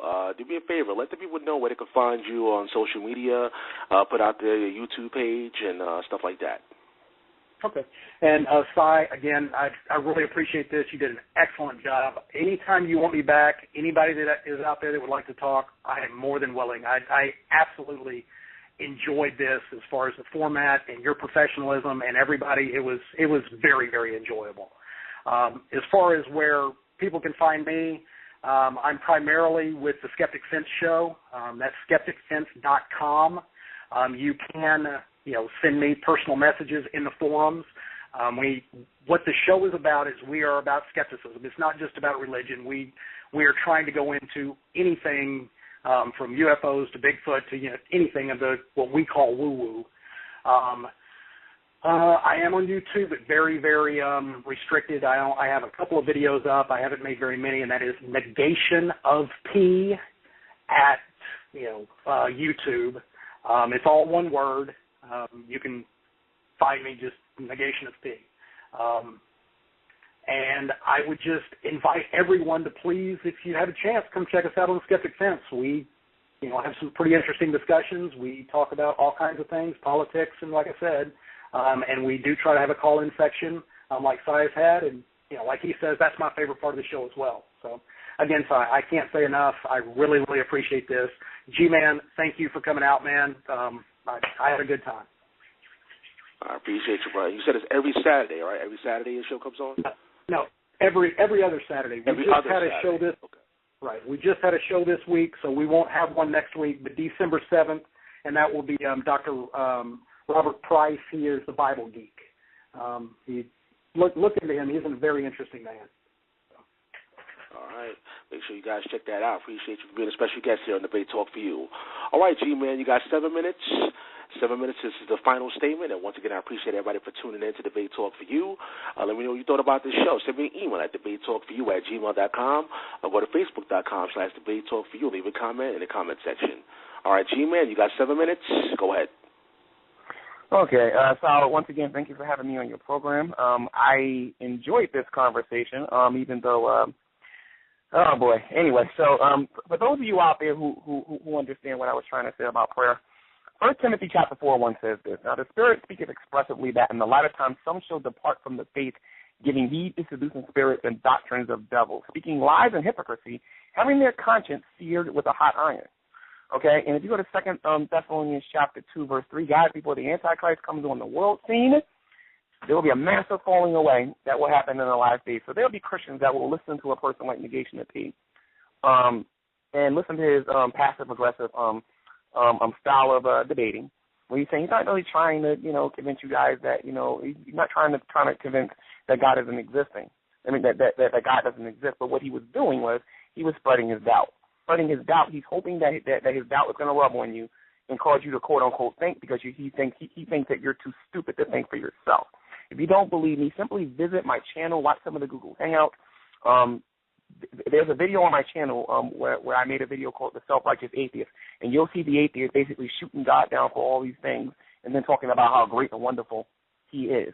And this is what you see with the atheist community. Also, I want to point out the ignorance of NEGATIONofP's argument concerning the Bible when he said, when he suggested that Job prayed for his suffering, that God created Satan, and then people was praying for hurricanes. Okay, I also want to point out his 140 years of scientific data that apparently proves that prayer doesn't work and that people would die faster if they pray because they're quick to pray and they won't go to a hospital. That simply means, guys, that they're not taking the word of God seriously. They know that if it's in their means, that they should go to the hospital. I would do that. But if you're in an impossible situation, that's when you need to get on your knees and go to God. Okay? People making mistakes can't be equated to God if people are not interpreting the scriptures correctly. Since he wants to use 140 years of scientific data to prove that people are dying faster, I'm going to give you 2,000 years of people believing the gospel of Jesus Christ, their lives being transformed because of the blood of Jesus Christ. Okay? People doing the exact opposite of what they was doing before they knew the risen Savior. Okay, and he's talking about putting my money, Christians putting their money where their mouth is. You know, and if we actually did what the Bible said, you know, we'll be some of the most immoral people. Again, he's coming with his own presuppositions and coming in presupposing that God is immoral and that God is evil. Okay, but this is a person who says he can't really know anything unless he has proof and that he has evidence. Okay, he could not give me one time a scientific experiment that I can do in my room to prove evolution to be true or to prove that Big Bang is true. Instead, he talked around it and then insulted my intelligence. Okay. Also, he said that I failed to show him whether or not God was answering his prayer or whether or not the devil was answering his prayer when I told him earlier in the debate that based on the knowledge that we have about God, if you spend enough time around a person, you know how the person's going to talk, you know their demeanor, you know their temperament, you know everything about that person, so that when that person's talking to you, I know who's talking to me. Again, the devil seeks to kill and destroy, to kill and destroy, while God is looking to uplift you and edify you and to build you up and to grow your holy faith. We know that when Negation.P was speaking, guys, we know when Negation.P was speaking, he was not speaking for God, he was speaking against God. So what does that mean? That means he was speaking on the side of Beelzebub. Then he goes on to say that he could be wrong and go to the internet for and that you don't listen to him, go to the internet for information. My friends, listen, you can go to the internet and get all the peer reviews and information, but then when you do that, find out whether or not those statistics that he's giving you are accurate and correct. They're always talking about going to the internet and learning about evolution and learning about Big Bang and all these things when they have their own scientists that don't even believe in evolution or Big Bang. And it has been debunked over and over and over again. Again, he cannot show me one demonstration that I can do in my house that will prove these things to be accurate and correct, and he claims he has a degree on these particular things. And don't forget, guys, that of the prayer journal. If you get a prayer journal, you can write down what you prayed for, when the prayer, you can write down when you prayed, what you asked for in prayer, and when the prayer was answered. And that would be proof for you that God exists. But also remember that you can intercede for someone. Tell the person that you intercede for them, and if they can't give you an explanation or give you some type of proof that it wasn't God, then all they have is their doubt, and that cannot count as proof. How many times do you see in Scripture where it says, "Guys, believe me based on scientific evidence"? That is not what we have. The definition of faith in the Scriptures, the definition in the Scripture is faith is the substance of things hoped for, the evidence of things not seen. It is a title deed, guys. It means that we have possession of our faith, that everything that we see, we know it comes from an unseen world. Even the atheist community will admit that they believe that everything that we see in the natural world came from either some multiverse or it came from something that, because some of them believe in something called singularity, and some of them believe in something that, and that everything came from nothing, but they believe that it came from a multiverse. So they'll actually admit that it came from that the original matter that created everything came from another world. So just keep that in mind. Make sure you do your research on that, and you'll see what I'm talking about. Guys, for the love of God, despite all the doubt that you heard today, continue to read your Bible and do what it says. God bless all of you. All right, once again as well, Gman, I appreciate you coming back to Debate Talk for You, debating. Once again, let people know where they can find you on YouTube and any other social media information. You guys can find me on YouTube if you type in XX0054. I apologize for the video responses that people leave about me. If you click, after you put the XX0054, you'll see that I use another name by Gman. If you click on that, you'll be able to go to my channel and you'll see how I deal with the atheists on a regular basis. Just to give you a little hint of what I do on my channel, I expose the apostasy of the last days. I go into everything that causes people to fall away from the faith, and I also show the foolishness of the worldview of the atheist community by showing them that they're self-righteous, by proving that God exists in various different ways. All right, once again, I appreciate you being on Debate Talk for You. And once again, go to the Facebook page, guys. Send me an email at debatetalkforyou@gmail.com. Let me know what you thought about this particular debate. This is Sal signing off. Take care, and God bless.